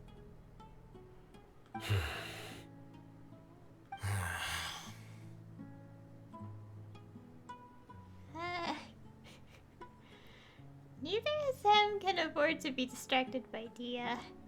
They're still looking for an opportunity to attack. Hey, did either of you hear a word I just said?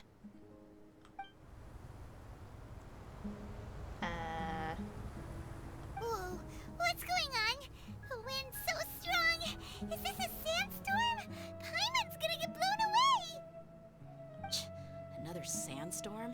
What's up with these recently? Oh. Hey! All of you, over here, quickly! We have to take cover! Someone's calling for us! Oh, this wind is too strong! Let's get over there! That sounded like Candace. Come on, you two. Jeez, are all of you Academia folks such hard work? Move it! All right, stop yelling.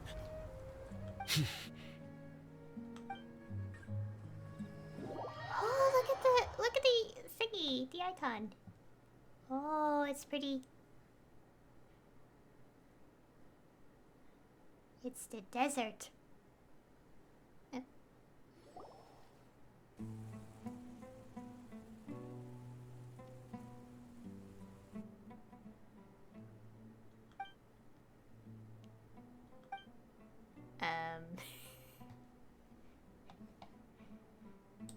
Well, this is pretty awkward. Hey, wanna play sardines with 3 people who wanna tear each other limb from limb? Sure, why not? Sounds fun.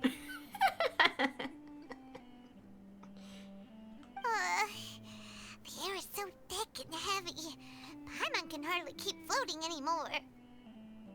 My sincere apologies, everyone. This is the home of our village chief.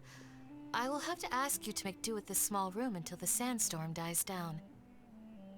Please, let me introduce myself. I am Candace, protector of Aru Village. Our savior has come at last! Nice to meet you, Candace. The name's Paimon. Thank you so much for helping us. You have my gratitude. There's no need to thank me.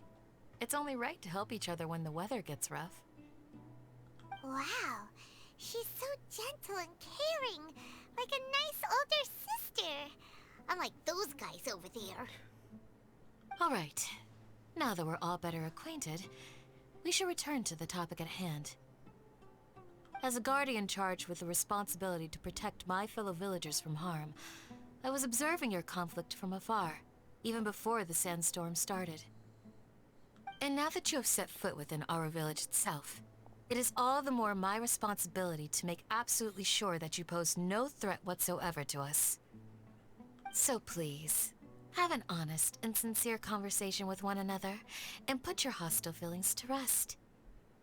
If anyone dares to start anything again while they are under this roof, I will not hesitate to send them out for some quality time with the creatures of the sandstorm. Oh, on second thought, Paimon may have misjudged Candace's character. And that goes for you too, Miss Dia. Do I make myself clear? All right, we got it, Candace.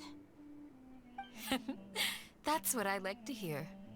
So, which of you will begin? I was supposed to be a mediator, but I might have gotten a little too involved just now. Anyway, one of those two should probably start talking.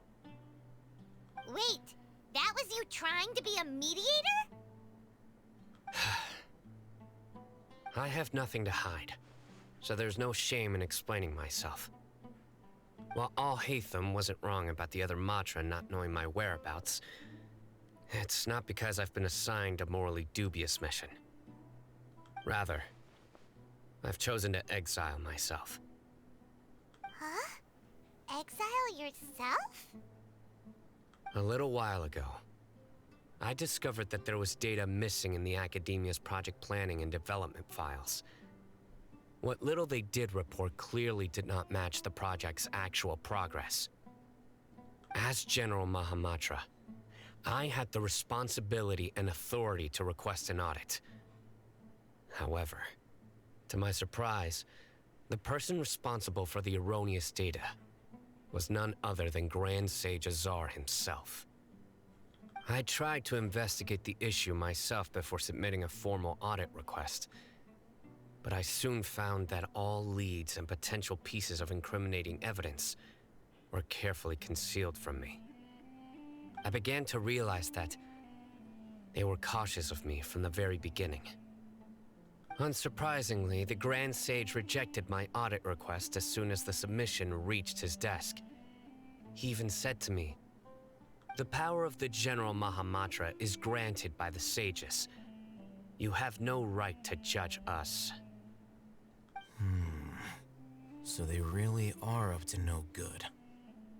I realized then that to the Grand Sage, the Matra are nothing more than tools for the sages to assert and maintain their control over knowledge. The vows that we took, the principles that we strive to uphold, they are meaningless to the academia of today. So you then decided to exile yourself? I believed it would be wise to flee the academia before the sages had a chance to take action against me. This way, they can no longer see nor predict my actions. I will never give up on this investigation. There's no need for someone else to give me power or authority. Once I find the truth, I will administer judgment by my own name. Cyno seems to have the same goal as us. We're all investigating the sages. Plus, now that he's no longer the General Mahamatra, he somehow feels a lot less scary. It's still too early to trust him completely. What if that whole story was just made up? Well, Cyno, if that's your story, then why did you see Alhaitham as a target? When I was investigating the matter in the academia, I overheard a conversation between Alhaitham and a sage. Why is someone trying to join my world? The sages asked you to investigate a blonde-haired traveler. Do you dispute this, Alhaitham? What? Like many parts of the project, this assignment was undocumented. Now throw in your suspicious behavior with the Divine Knowledge Capsule, and I think we deserve an explanation. From the very beginning, Alhaitham was... The sages were watching me from the very beginning. Yes. I was indeed tasked with investigating the Traveler. I'll hate them! After all, the promised reward was so great that hardly any scholar could have refused. The sage told me, once you've completed this assignment, I can give you a glimpse of divine knowledge. A most enticing offer. Unfortunately, those academics don't know me at all. Their words contained one key piece of information, namely that divine knowledge indeed exists. That gave me all I needed to know. From my perspective, the sages are far from trustworthy. Think about it. Isn't it a little strange they're so willing to share divine knowledge with anyone, even as a reward? So, I began my own investigation following the lead of the divine knowledge capsule. In the end, I realized my wisdom in committing to this rather than collaborating with the sages. Had I been less guarded, I probably would have ended up like that Ain al-Ahmar mercenary, incapable of remaining sane for long enough to hold a conversation. You mean that the sages originally planned to dispose of you, using one of those capsules that drive people insane?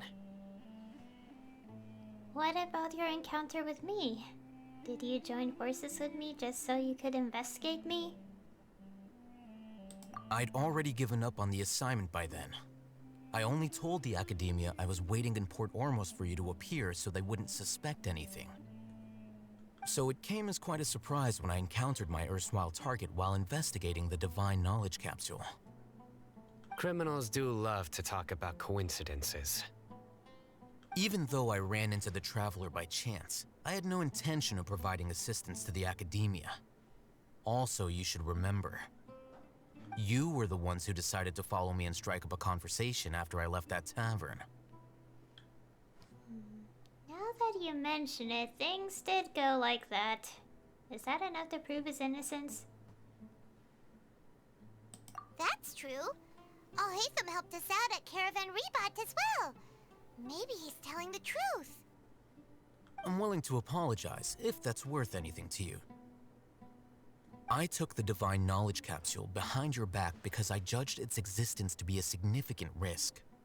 I felt that it would be best for no one to interact with it before it had been properly studied. After all, curiosity often proves to be the most dangerous thing in this land. You should be well aware, Scribe Al-Haytham, that curiosity can also lead you to danger and suspicion. Answer me this. Did the sages share any information about their project with you? Have I not made myself clear? You and I are both distrusted by the Academia. Do you really think they would tell me anything? Fine. Although you haven't completely proven your innocence, I won't regard you as an enemy, for now. As you wish. Good. I'm glad to see you two clearing up your misunderstandings. And now you, Dia. I believe it's your turn. Oh, sorry. Whatever the boys were talking about must have been so boring that I spaced out. My situation is pretty straightforward. My employer, Dunyarzad of the Homayani family, is friends with the Traveler and is currently recovering from her illness at home. I had nothing going on, so I decided to return to Aru village for a visit. I was actually looking forward to a pretty exciting time getting back together with everyone here. But then I saw these two random guys in the middle of a pointless argument. It ticked me off, and things went downhill from there. Is that all? Well, I will admit that definitely sounds like your style. In that case, welcome back, Dia. That's more like it. I missed you all so much, Candace. What was it? Whoa! What was that sound? No need to worry. Now that you're no longer at each other's throats, please make yourselves at home. I'll take a quick trip outside to clear out some of those creatures in the sandstorm. Creatures? In the sandstorm? Are you sure you don't want some backup? Fighting in a sandstorm is not for the faint-hearted. Anyone without extensive training in these conditions is at a disadvantage. You needn't worry. Yeah, just leave him to Candace. Don't worry, she's as tough as they come.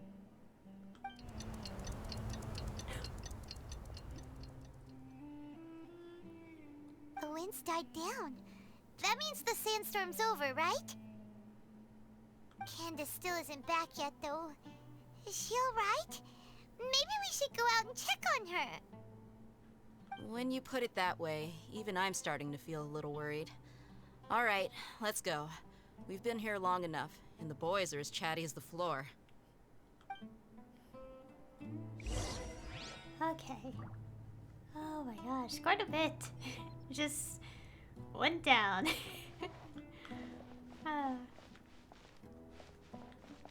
I think it. Oh my gosh, I need time to think over things. So once the act is over and we're ready to pull over Cyno, we'll talk about all the things. But still, so interesting.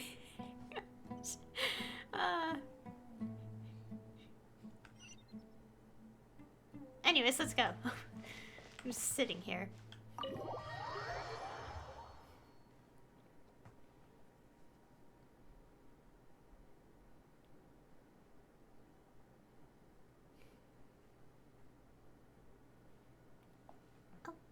Oh, looks like that's it. Oh gosh, we're in front of all these quests. Here's the Sealy. Okay, so we have the region's giant quest, I guess, because you see the fancy marker on the map.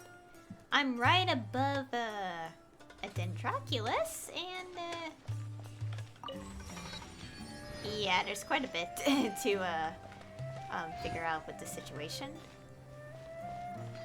I don't want to activate the quest by accident because I would have to read everything. The world quest, the fancy one. I'll do the fancy one on separate streams. Oh dear, it sees things.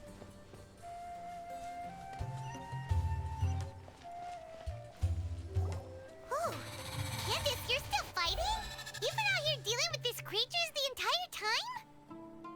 Yes. They just keep coming in waves.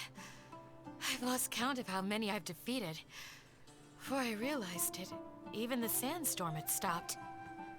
Not only is she really strong, her stamina is also something else. Ah! Here comes another wave! Oh dear.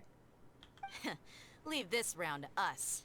I got interrupted earlier, but now I have something to take my anger out on.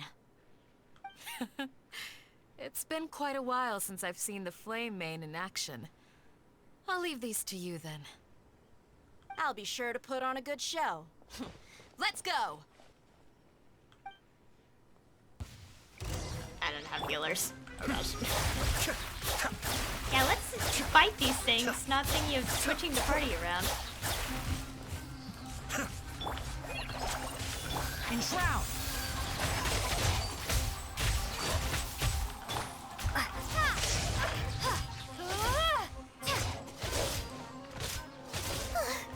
Here comes another wave! When are they ever gonna let up? Form at the forest. Lightning flash!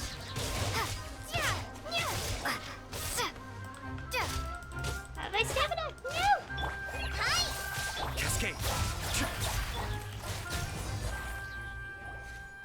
The creatures stopped appearing.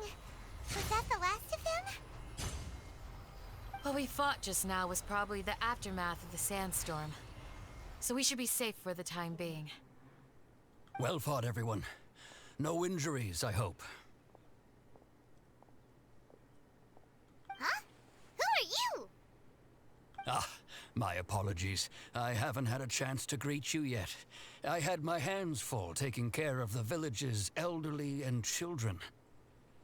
I am the chief of Aru village. Everyone usually calls me Uncle Anpu. It's a pleasure to meet you. Sorry for all the trouble. Sir, I am also originally from the desert, but I have not been back for some time now. May I ask if such sandstorms are common? I can't say they've always been common, but recently the storms have become increasingly severe and frequent. Besides sandstorms, we also occasionally get earthquakes. According to an investigator who stayed in the village a while ago, these unusual natural phenomena are related to the withering of Irminsul. Another effect of Irminsul's withering. So, Irminsul's withering causes withering zones in the forest, and sandstorms and earthquakes here in the desert? Everything in the natural world is inextricably connected to Irminsul. These regional symptoms can indeed be a reflection of Irminsul's present state. Everyone in Aru Village needs to take good care of themselves. Speaking of which, why haven't I seen a single village keeper since I got here? Village keeper? Who are they? Village guards like Candace? Does your curiosity know no bounds?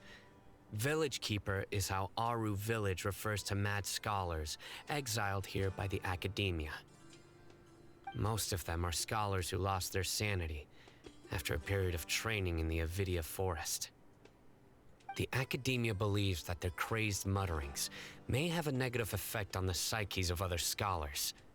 So, they're forcibly exiled to the desert. Though if you ask me, it's all a boatload of nonsense. Tainari also brought this up before. Hypatia was also nearly exiled to the desert. Alas, that's exactly what we've been trying to investigate. One by one, the village keepers have been mysteriously disappearing without a trace. But no one in the village has ever seen them leave. If you're planning to stay around the village for the next few days, I'd appreciate it if you could keep an eye out for them. I've had encounters with those people in the past. I'll see what I can do to help. The Matra are the ones responsible for their exile. Now that you're no longer with them, are you trying to alleviate your guilt and atone for your past sins? I'm fascinated by how you think. Mock me if you will, but if you are guilty, I will eliminate you, regardless of my position or identity.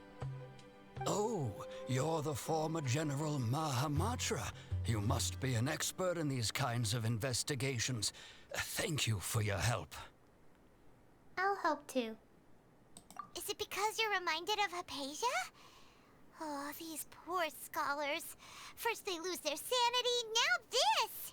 We need to help get them back home, safe and sound. But, is it really a good idea to tag along with Cyno? You seem like you really don't trust him. That's why this is a great opportunity to watch him. It'll be fine. Dia and the others are here too. I'll be grateful for the assistance. No doubt you will do a better job than some of my former subordinates. Let's start by finding a spot to share what we know so far. Okay, we're still going. First, I wanted to get the statue so we're not seeing a blank map of the area.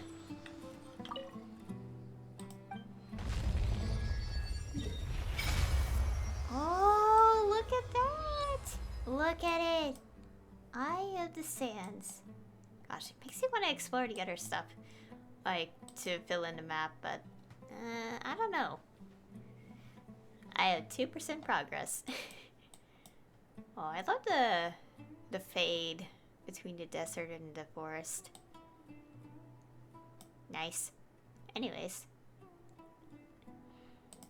Hey, oh. Okay, we can't really do anything about the statue level right now. Oh, what? What? Who knows what lies beneath? Oh, Animo.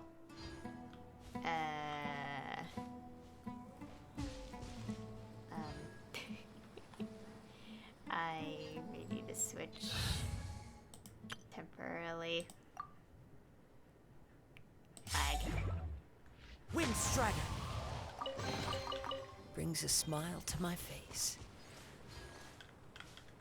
Ha! Time to go. Oh, that's, oh my gosh. So region where having an anime character makes sense. To use more frequently, but I want to go back. I don't want to explore too much right now.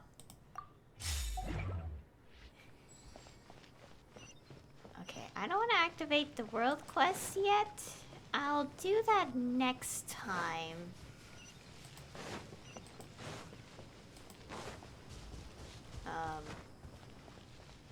Depends on, like, because I'll do Act 4 next time. We're still in Act 3, right? Yeah.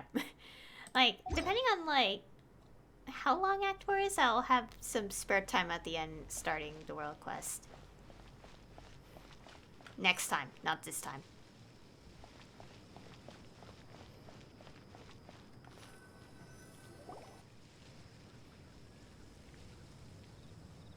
Although I've sent myself into exile, I'm still doing essentially the same things as before.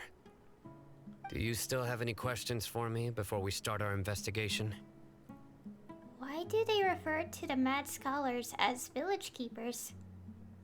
One of my former subordinates told me that this title has its origins in a strange incident. The academia has long exiled mad scholars to Aru village. A mysterious phenomenon exists here. When mad scholars first arrive, they are as incoherent and deranged as before. But after spending some time here, they invariably begin to calm down. Initially, the people of Aru village greatly resented having to take in the mad scholars. But a strange incident one night changed that. Aru village was struck by the strongest earthquake in living memory. Seeing buildings on the verge of collapse all around him, the then chief of the village was preparing to take everyone to safety. Suddenly, he noticed a mad scholar crouching in a corner, caressing the ground with his hands. A soft, green light radiated from him, like a divine glow against the backdrop of night. Despite the powerful tremors that ripped through the ground that night, all the houses remained upright, almost as if they had grown roots reaching deep into the ground. In the end, not a single building collapsed, and no one was hurt. After that, the people of Aru village treated the mad scholars with greater kindness, and began to refer to them as the village keepers. A soft green light? A mad scholar protecting Aru village? What do you make of it, Traveler? It must have been... my sword. It must have been Nahida's power. Only she could be capable of that. Paimon thinks so too. Actually, Cyno, do you know if any of the mad scholars continued to wear their Akasha terminals at Aru village? In theory, they would continue wearing them so the academia could still monitor their activities. With that said, the main Akasha system would no longer have any interaction with them. Oh, no wonder! Everything makes sense then! Add in the fact that they calmed down, it was probably Nahida who calmed them. If you are able to draw a conclusion from this one story alone, then it appears you possess much more information than I do. So, what do you make of the story? That mad scholar's power likely came from Lesser Lord Kusanali. Lesser Lord Kusanali was actually the one who protected the village.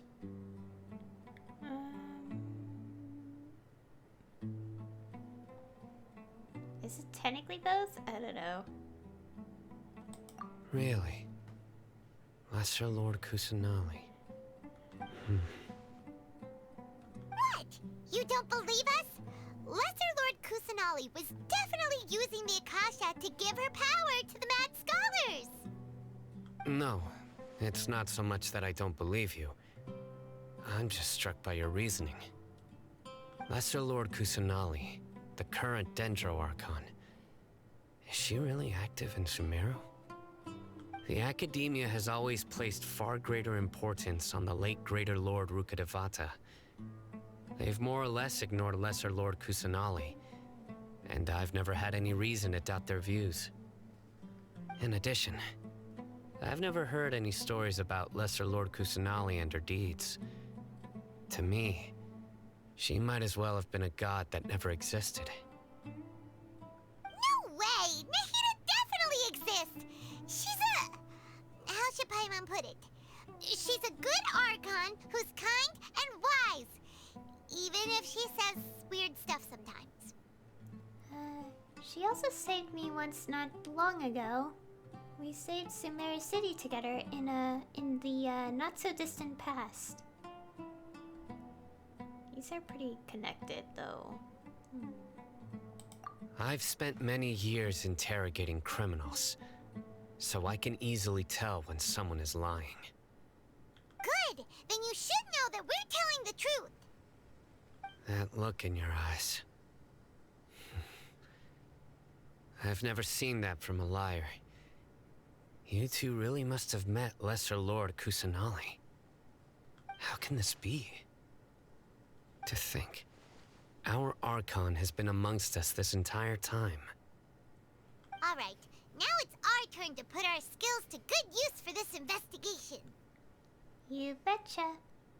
But easier said than done, especially since we don't have any leads.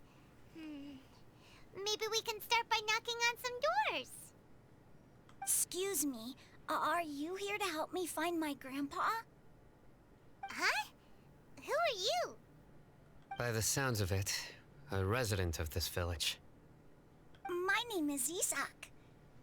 You'll help me find my grandpa, right? Is your grandpa a mad scholar? Hey, don't say that. Grandpa is just Grandpa. Why do you have to call him that? It's not like he's a bad person or anything. The person you're referring to is not a local, yet you are. Why do you call him Grandpa? Grandpa is just Grandpa. He's my family. I heard everything you said to the village chief. Please, you gotta take me with you. I wanna find my grandpa. I swear I'll help. I won't be a nuisance. Ah, so you're the one who was eavesdropping on us around the village chief's house. I was planning to go out and take care of whoever it was, but I had a vague feeling that they didn't harbor any ill intent. Whoa. Hatham wasn't kidding about Matra having sharp senses. Cyno, he's just a kid. All he wants is to find his grandpa. Let's find a way to help him. Sorry. I was only listening in because I wanted to know where Grandpa went. Honest. If you don't believe me, you can ask Miss Candace. Please help him, Cyno. All right. But first, let's confirm the facts with Candace. Okay. Talk to Candace. Up here.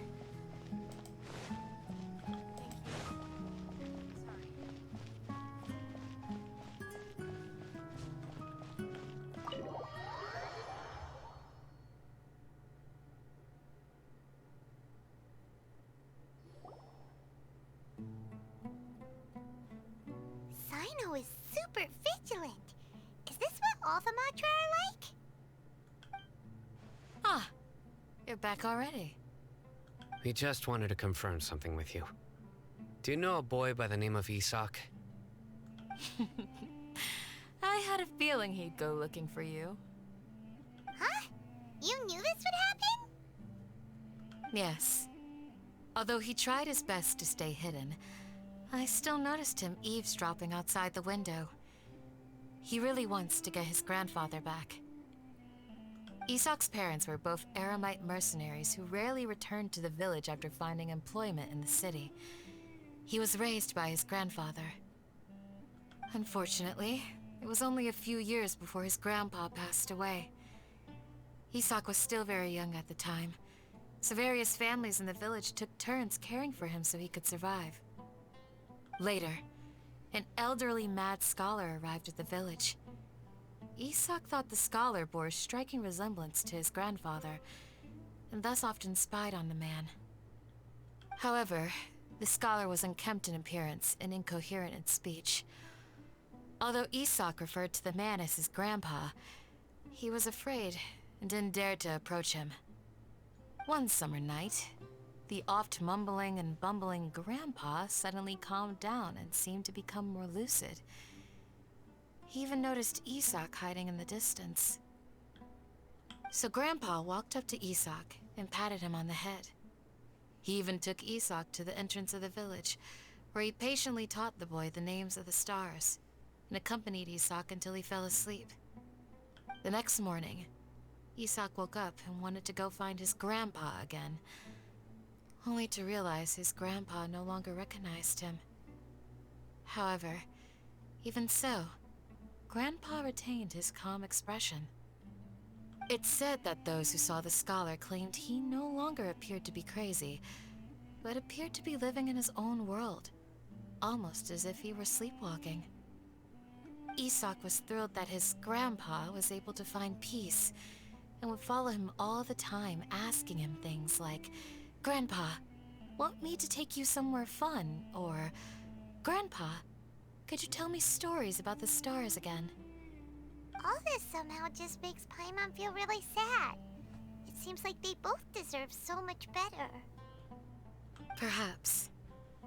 Nearly everyone who lives in the desert has some form of hardship or regret. But even so, we must still continue on with our lives. It's also my reason for fighting. I must continue to protect this land. Lucid Grandpa was probably Nahida. She must have soothed the other mad scholars as well. From the look on Cyno's face, he's probably connected the dots as well. Maybe the people have always had a considerate god watching over them. Huh? What did you say, Cyno? No, nothing. As long as Isak keeps his word and doesn't get in our way, we can take him along. Perhaps you are more compassionate than I gave you credit for. Please accept my thanks on Isak's behalf, Cyno.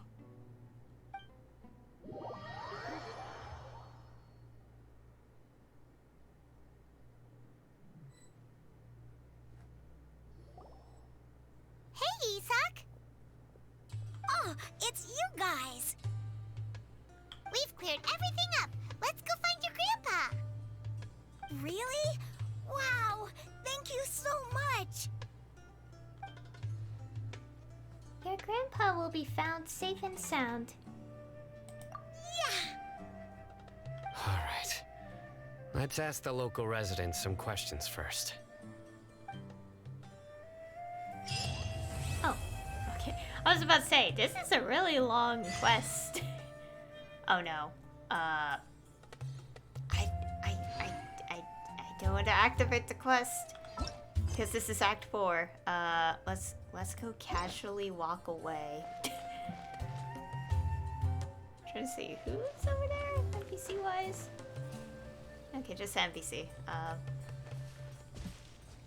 Okay, I don't want to start the quest by accident. No, no. We could try exploring. Okay, whatever I do not trigger the quest. It'd be smart to not trigger the quest by accident. Because I'm saving that for next time. It's almost been 3 hours now. Well, 2.5 recording wise, but you know what I mean. Anyways. So, I guess this will be a good spot to try to summon. Let's check over here. I don't know where is a good place. I kind of want to explore, like, more of the map. Because I kind of want to go further into the desert. Let's try to do that before I pull. Oh dear. Maybe we should switch up the party so this could be a little faster. Wait, no, I just realized I kind of need Tainari to know the Sumeru things. Just run. Run away! I got my stamina.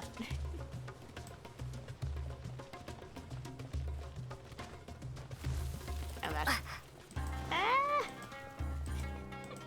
Why did I do this?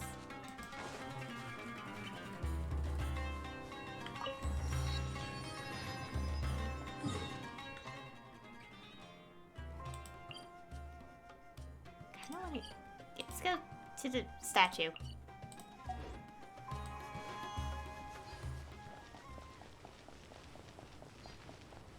Wait, which way? Oh gosh. I wonder, I did see someone explore the desert. Like, without doing any of the quests, so we should be able to explore further. I kind of just want to light up, like, the next part of the map. Also, this version includes 2 new boss enemies with the boss material for character ascension stuff.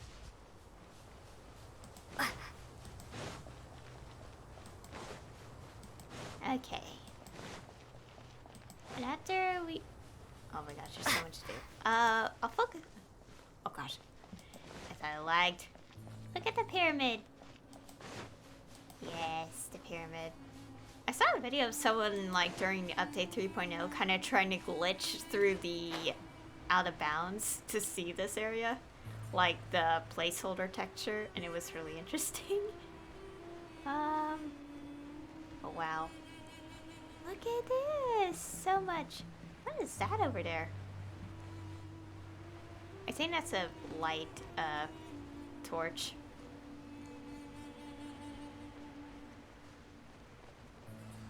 Okay. Cancel the navigation so I don't go there. I don't want to start the quest by accident.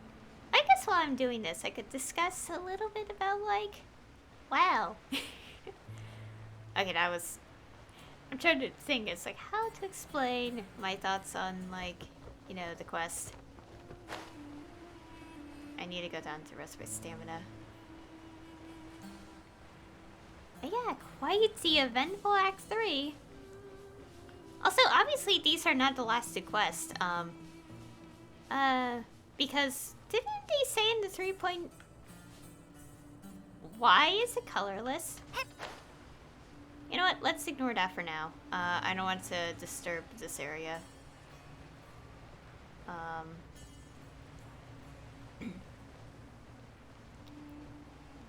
But anyways,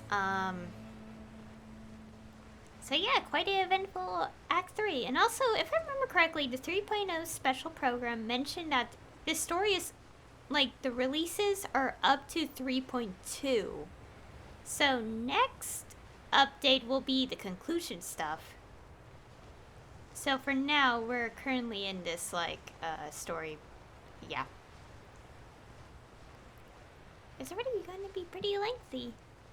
Not a bad thing, I really like it. Especially since things have been escalating quite a bit, and they do need more story quests to fill in more, you know, of the story going on.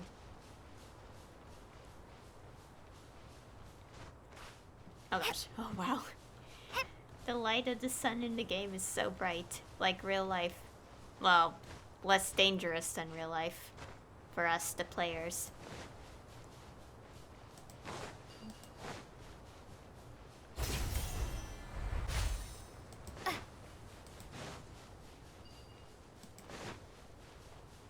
I love the sound effects.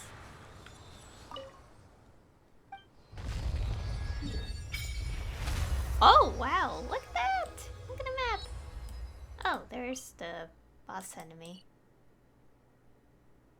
I think I can leave this area for later. I think it'll be fine. Or am I supposed to get more material for Cyno? I was supposed to... I got... The pronunciation was making me almost say, like, Scaramouche, and I'm like, that makes 0 sense. for the circumstance. Okay, obviously we should not progress the quest right now. And the statue thinks I need to be healed. Again. Anyways, where should I go to try to pull for Cyno? I want to find a good spot to manifest. And not accidentally start the quest at the same time. What is the... Oh, it's a bunch of these. Wait, is the little beetle things not being tracked by Tighnari's thing? I feel like it should consider... Wait, where is it? Oh, they reorganized it. Oh. I didn't know they reorganized it this much. Yeah, these. This is what Cyno needs.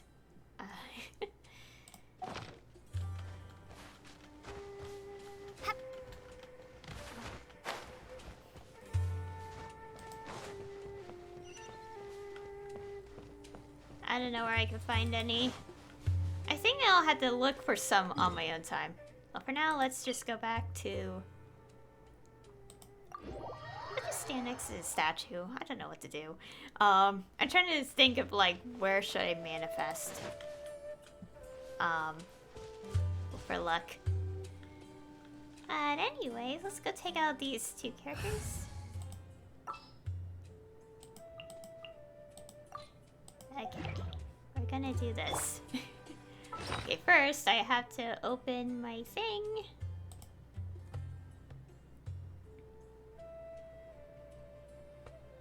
If it loads. Because I want to count how much pity it takes.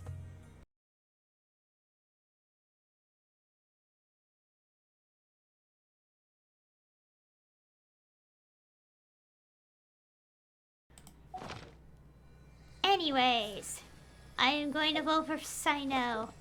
I'm excited. I can't wait for him to come home.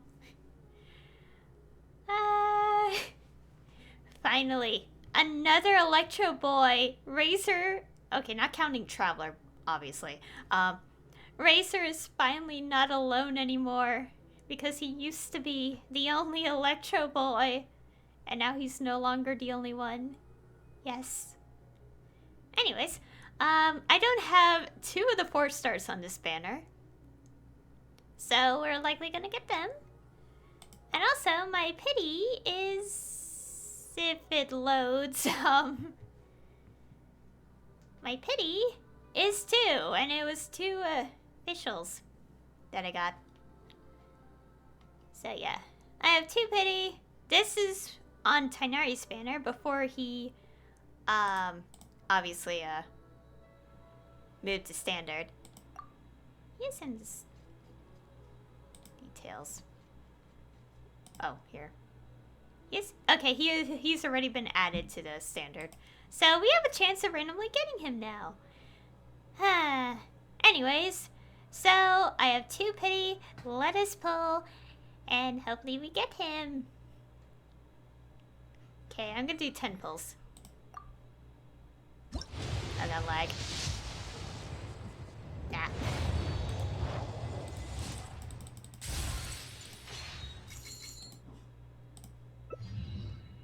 Oh, I got Candace in the first 10 pull.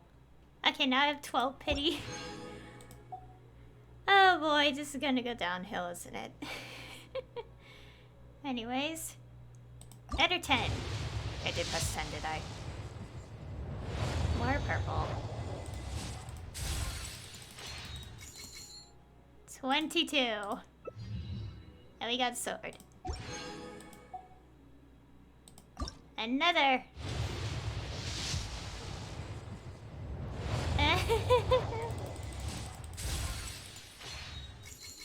32. And we got Shinobu.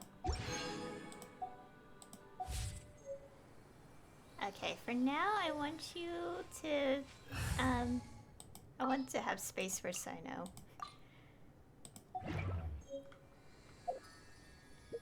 Okay. Okay, we're at the 32 now. Okay, 42. Come on, please.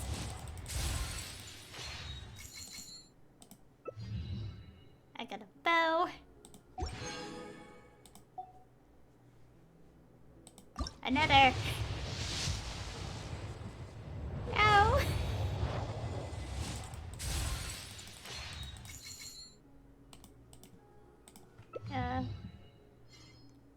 Maybe this is what I get for getting like 2 5-stars after using 30 total fates each time. And the game is like, yep, you had enough. Thanks, game. I'm bothered by a number being missing. Oh, by 1 mil. So it doesn't say like an odd number in the corner. Again!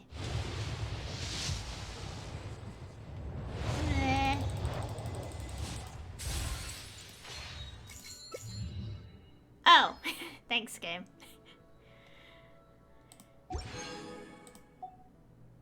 Okay, so, wait, how many did I use? Oh dear, I can't count anymore. Okay, I have, oh, okay, I had technically had 6, 7, okay, it is correct, okay. 62 I now have. 72. Oh.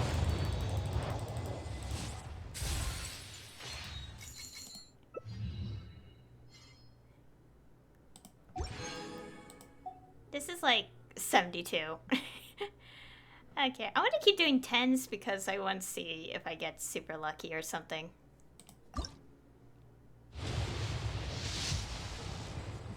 There you go. Oh. Okay. 73. 74. 75. Oh no. Oh my god, it scared me for a second. 76. 77. 78. Oh my gosh. 79. What? 80. Oh my gosh, it's literally at the end. It really is at the end. It's the 82nd. This is evil. Ah! I failed a 50-50 at 82.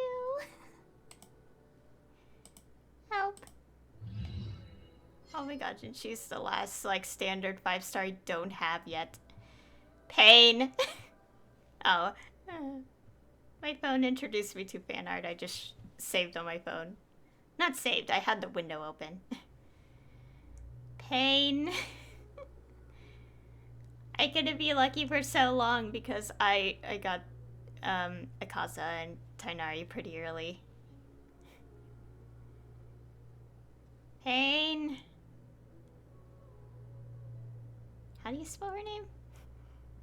I had to write this down. That was so painful. Oh dear, now we have to reset it to 0. Oh gosh, it's Ayato all over again. It literally is Ayato all over again. Again. Here's 10.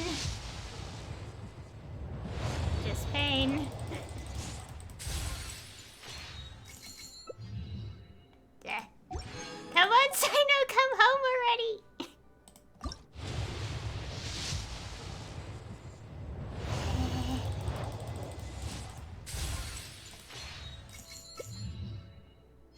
Thanks, game. Gosh, I have so many characters to friendship now. Oh my god, Cyno, please come home. I was like, yeah, 30.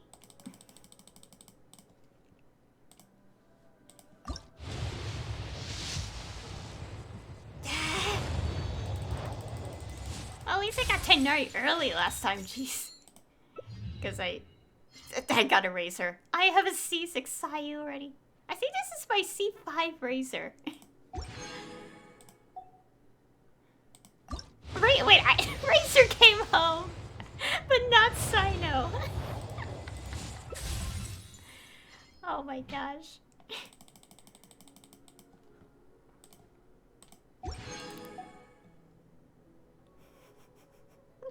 I'm in pain, guys. Oh, come on.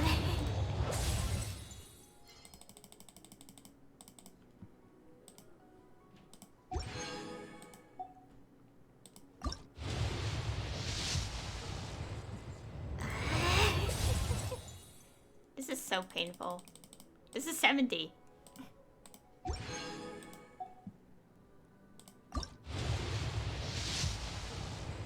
There you go. Oh my god, Cyno, why?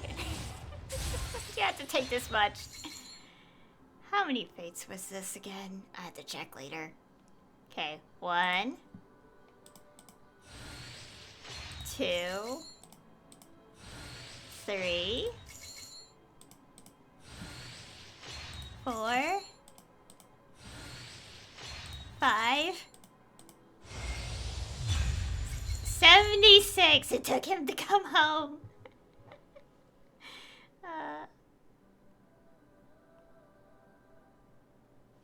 Oh my gosh. It took 76. It took 76. Pain. Okay. I'm happy, but at what cost? Oh, and the Candace came home. Okay, 1, 2, 3, 4. Oh my gosh. Why did it have to take so long? I have so many characters to friendship.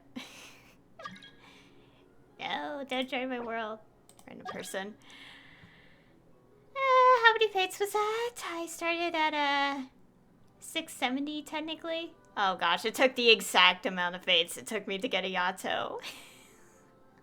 Why is it?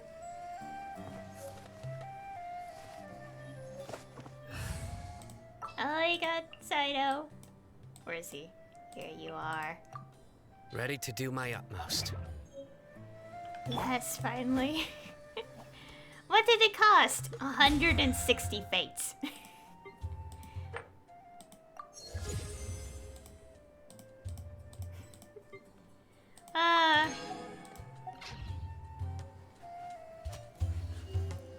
Okay, I don't know how to feel after all that because that was painful.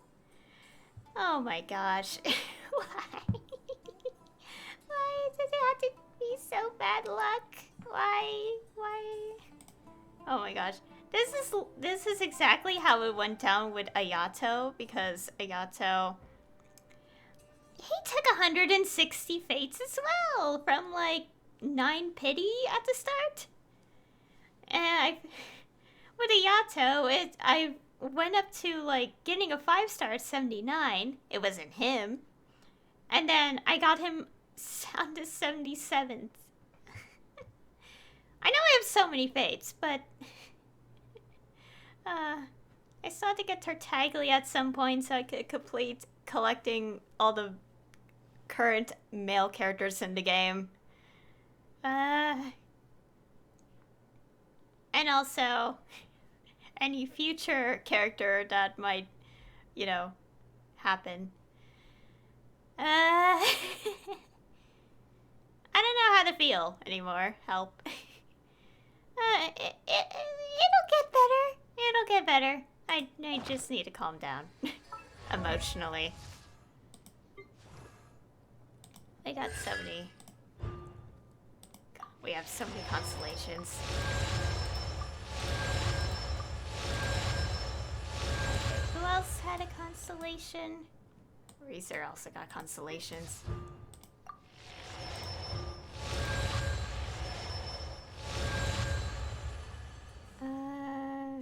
Okay. Got a Q-Ching. Now I have all the standard characters.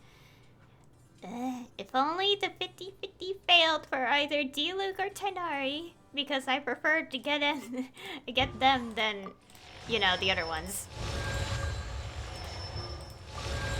Oh, now she could use this, so her thing can benefit from the, well, that's at least useful. Oh gosh, I almost thought about activating Bennett. No, I don't want to.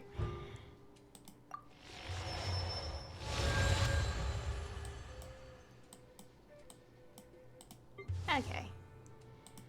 Oh boy. Let's at least level him a little bit.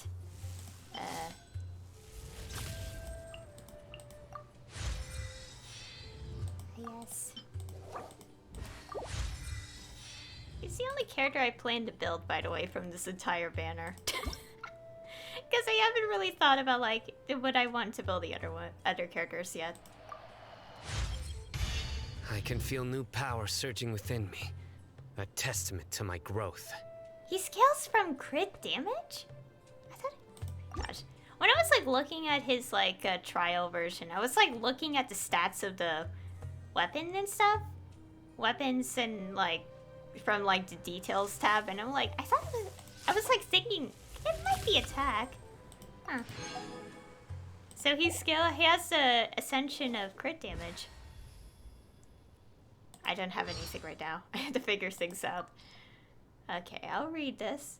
Cyno's Genius Invocation TCG deck box. Oh boy, he has a lot. Okay, let's see what the abouts are. Huh, okay. So yeah,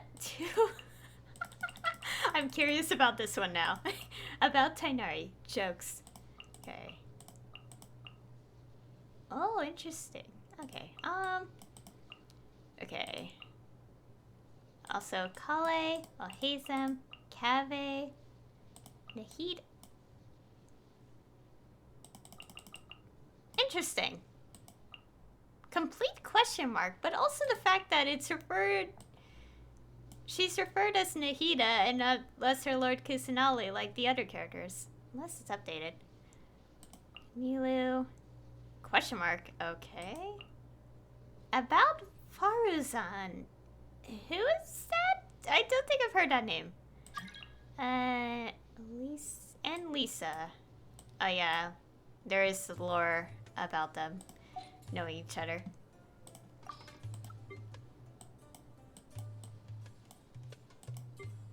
Okay. There's a birthday line. Yes, let's listen.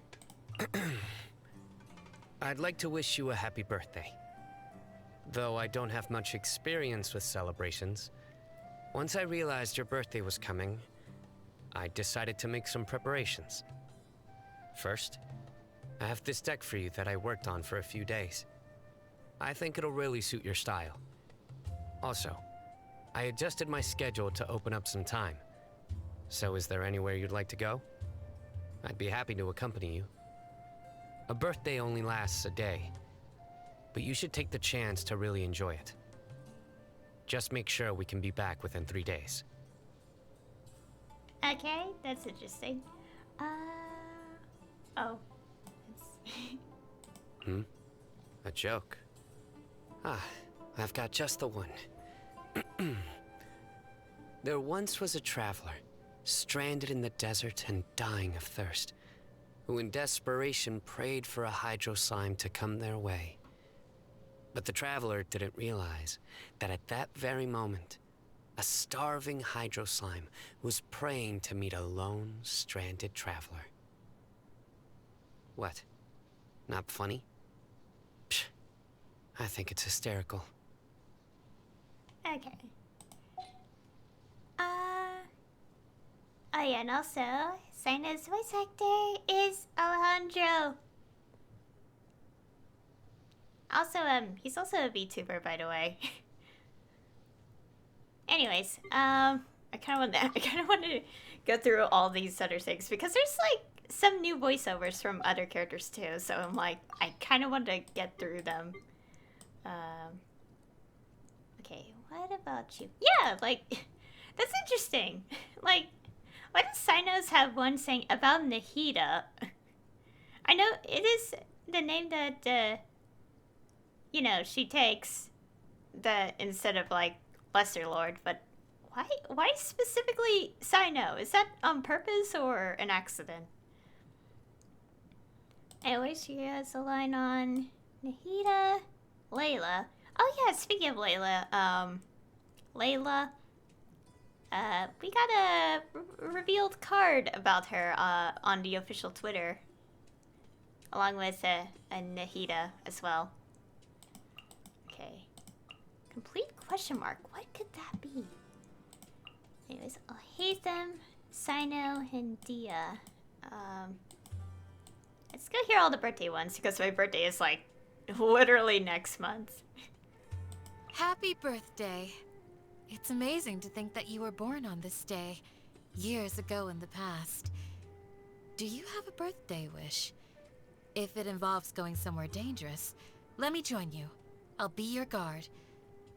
Or, if you're looking to rest and revitalize, come to our village, and I'll serve you the finest meats and drinks we have. Okay.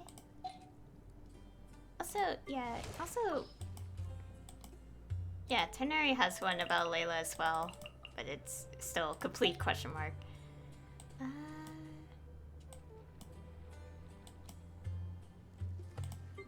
Oh yeah, voiceover. We're gonna be exploring these quite a bit. Is there much?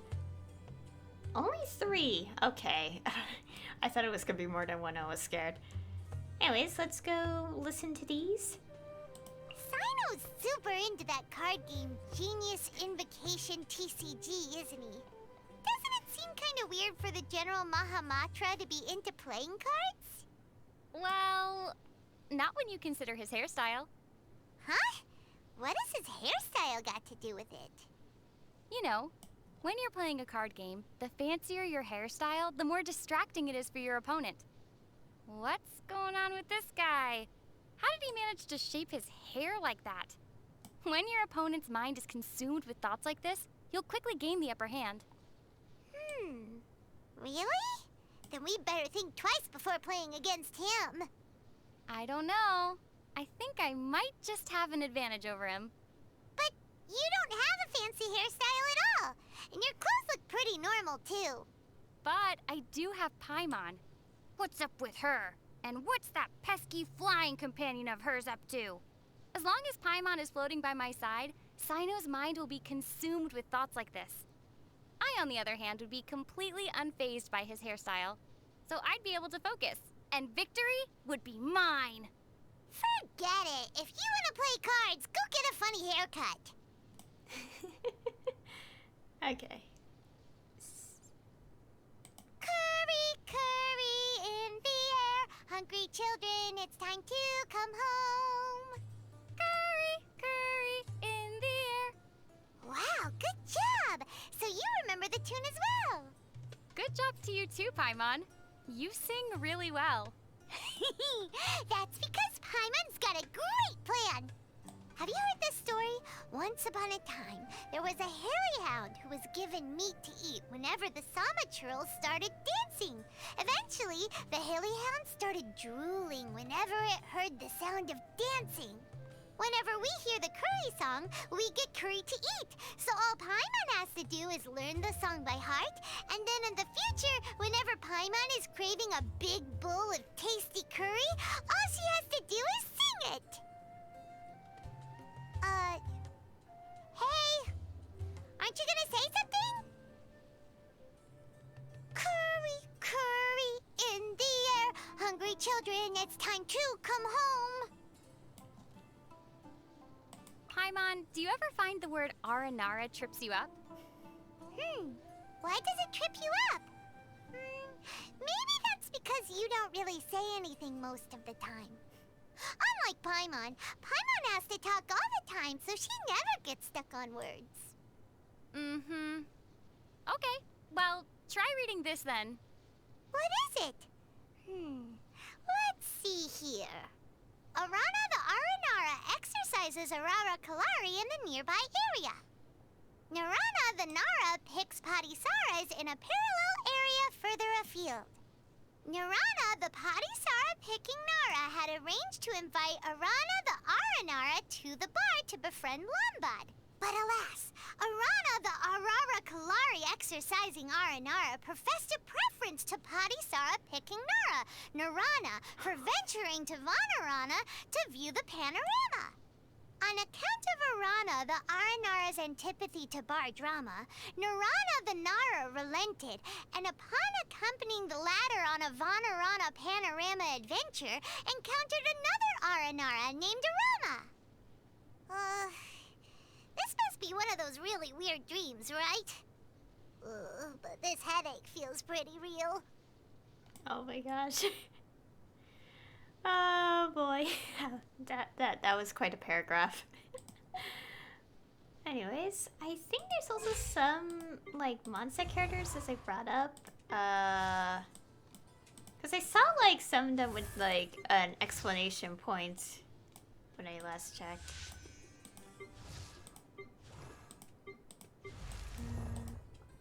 Oh god. Oh gosh, it lagged a bit. Yeah, like these. Oh, here we go. Oh, we have one. This new character. I should probably mention this now since we see the name right here. So, in the trailer, we see a boy named Mika, and he kind of looks like two characters I know. One of having the same name. So, to differentiate specifically the character I know of who's named Mika. Also, if none of you guys know, I am a huge fan of Seraph at the End. Not like huge, but I like the series despite, you know, the weird story sometimes. So, to differentiate them, I decided to call this one Cryo Mika. If whatever was on his hand, which was hard to see in that trailer, is cryo. Yeah. Anyways, new lines. Oh, Kale. Oh, now there's a name I haven't heard in a while. You came to the right person. Let me tell you her whole story, starting right from the very beginning, with all the delicious details. Okay. Also about Cryo Mika. When I first met Mika, he seemed like the nervous type, so I decided to joke around with him a little. I didn't count on that making him even more nervous. His smile looked as if it were plastered onto his face, and in the end, he even wrote me a letter of apology.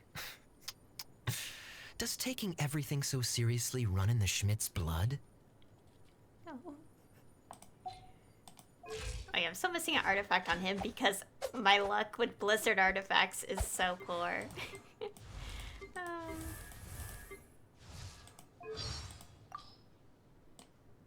Okay. Oh, it has a line about Cyno now. I've barely kept in touch with anyone from the academia since leaving Sumeru, except for the occasional letters to my teachers out of basic courtesy. Fortunately, not every promising student turned out as lazy as I am. I heard that one of my juniors, Cyno, now leads quite the action-packed life. Oh, dear little Kale. Every time she writes to me, she tries out new words and expressions she's learned recently. No wonder she's improving so quickly. That wonderful and warm-hearted master of hers must have helped a lot too. I do rather envy Huffman for having such a caring little brother. Mika takes care of everything around the house, and even looks after him when he's drunk. How nice it must be to lounge around all day without a care in the world. What do you mean I already do that? You're getting quite bold these days, aren't you, cutie? I want to know more about Cryo Mika. Yes, I'm going to call him Cryo Mika from now on because I know two Mikas now. And they both happen to be blonde, blue-eyed boys. Although, it's hard to say for, like, Mika from Seraph at the End because his eyes do become red. And, without going into too much detail, they do return to being blue again, so, you know. Oh! Her about Kale line is locked behind the question marks.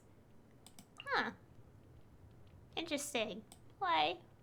I wonder if it has to do with the tour. Like, considering it has question marks, and considering that the Archon quest is, you know, will be part of the next update. I wonder, like, because they did say 3.2 will also be, like, Archon quest stuff.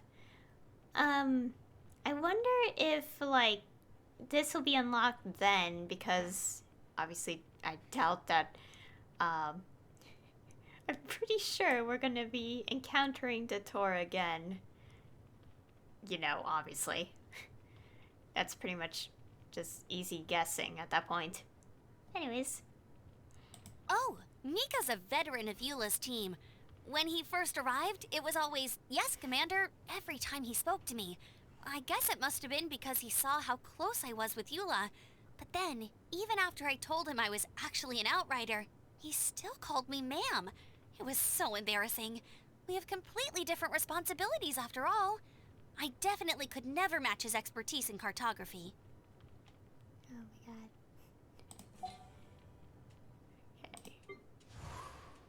Okay, so there's one here. So I'm just thinking about Cryo Mika, I'm like... I don't understand people not liking his appearance. Like, he's adorable! Like, who looks at him and be like, ew? It's like, who? Who? Tell me. Anyways. The Grand Master placed Mika on the front line of the expedition team, not simply because he met the requirements of the mission. More importantly, he was impressed by Mika's hardworking and grounded nature. From my own perspective, I feel very honored to work with someone like him. Huh.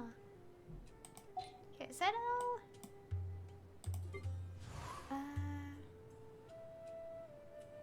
Yeah, everyone else is not... I don't think there's anyone else. Luck can swing the results of a single game. But it's bound to run out sooner or later. Also realized I don't have my Sealy. Maybe that's why my luck was so unfortunate with pulls. I didn't have my good luck Sealy. Can I use... I attacked. Okay. Can I put it on now? I'm not going into my teapot yet. It's gonna lag real bad. Anyways, I am going to switch. For now, I have to organize things in a bit, but not on stream. It'll take too long. I should probably be careful not to accidentally enter like too far into there because I don't want to start the quest. So anyways, after the pain of my pulls, yeah, after the pain of whatever happened with those pulls, I'm gonna end it here. Also, it's nice to hear some new voice lines too. I really like that. New lines. We have lines about Mika after he appeared. Cryo Mika after he appeared in 3.1 trailer. Nice. Oh what? I want to know more about him. He's so adorable. Oh yeah, and also I should probably also bring this up because there is... Obviously, there's many comparisons. But the most popular one being that people keep saying, and I do notice it, that he looks like Len. Kagamine Len. The Vocaloid. Not a problem for me. I like Len. He's adorable. But still, seriously. Anyways. Yeah. What else to say? Okay, okay, let's go think over what happened in the Archon quest. Quite a lot happened. Oh boy. So basically, we continued helping out Nahida to, like, you know, get down to what the sages are doing. That didn't go out so well. And Dotor made his appearance. And revealing his rank to be the second of the Harbingers, which is quite interesting. Means he's definitely one of the more powerful ones. Because the rank is like based on power, right? Like their strength or something. So I'm like, oh boy. He's right below Piero in rank. Oh no. And, yeah, he's up to stuff, along with Scaramouche. And oh boy, we got Scaramouche's backstory! And I actually cried. His past actually made me cry. We had some idea thanks to the, where is it?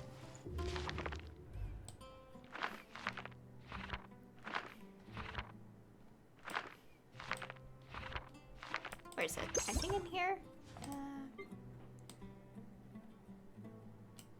Husk of Opulent Dreams, yeah. Like, we have, like, quite a bit of, like, Scaramouche's lore in here. Scar's lore. And also in the voice lines, like, there, like, that Raiden and Yai have, where he's referred by Kunikazushi, like, there's, like, a bit of story there. A little tiny bit in Raiden's as well. It's interesting how it's, like, also, like, his perspective of how he, like, viewed, you know, people's actions and what happened. Because I'm pretty sure, like, Raiden's, like, saying was, like, she couldn't, like, just, like, get rid of him or something. It's hard to put into words. But hey, we got, like, Scar lore. I really feel bad for him, honestly. I think it's also because, like, when we... Okay, obviously there's still much left, of the Archon quest this update. But it seems like, parts of, like, relate to Scara were just shown here. And it's quite interesting. Like, I remember seeing one comment where it kind of got me intrigued, where, like, if you notice carefully, he's plugged into that machine thing. And I remember someone's, like, thinking, like, he seems like he's in pain. Like, even if he's saying all this, he's like, it's not like, it's kind of sad or something. Like, it's interesting insight there. And,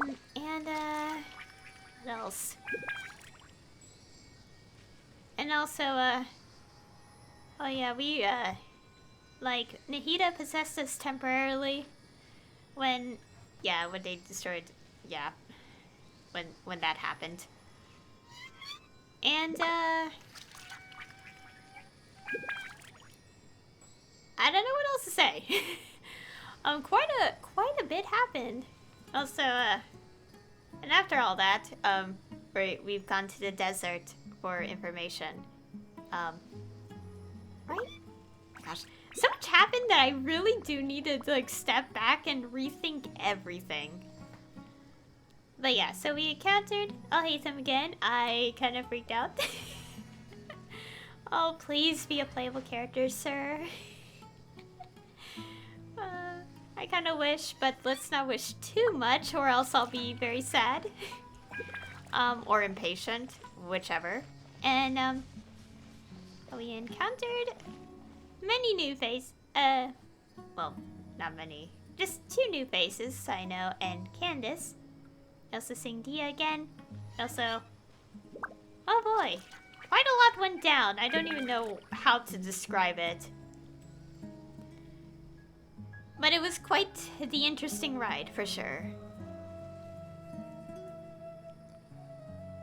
Anyways, yes, I think that'll be all. Oh yeah, and also I pulled for Cyno, but it took 160 fates to get him. Why did it have to take that many? Seriously, it's literally the exact same amount it took to get Ayato. And if people want to know how, like, not really, it's the same amount, but to prove I'm not kidding, you could watch the VOD on YouTube when I did Ayato's story quest. If only I got lucky. Hopefully whichever character I pull for next time doesn't have this much bad, luck. Anyways, I should really end it here. I have to figure out characters, figure out teapot. I might have to switch my teapot layout because of multiple characters. And, yeah, there's quite a bit. So anyways, next time I'll be doing Act 4 of the Archon quest. I also have to do these, and also other stuff as well. So yeah, I'll be doing Act 4 next time. And, we'll figure things out from there. I'll probably explore a bit if there's some leftover time. I don't know. And, obviously there is a Cyno story quest, but that'll be a separate stream from Chapter 3, Act 4. And, yeah. Oh boy, there's quite a bit. I had to figure things out. I'll be very busy though for like, until like, whenever, so. Don't expect too much for a while. Oh, I kind of wish we know when Tartaglia's gonna get a rerun though, because he's he's still the only male character I'm missing in this entire game. And yeah, I kind of want to get him. So anyway, thank you all for watching. And I'll see you all next time.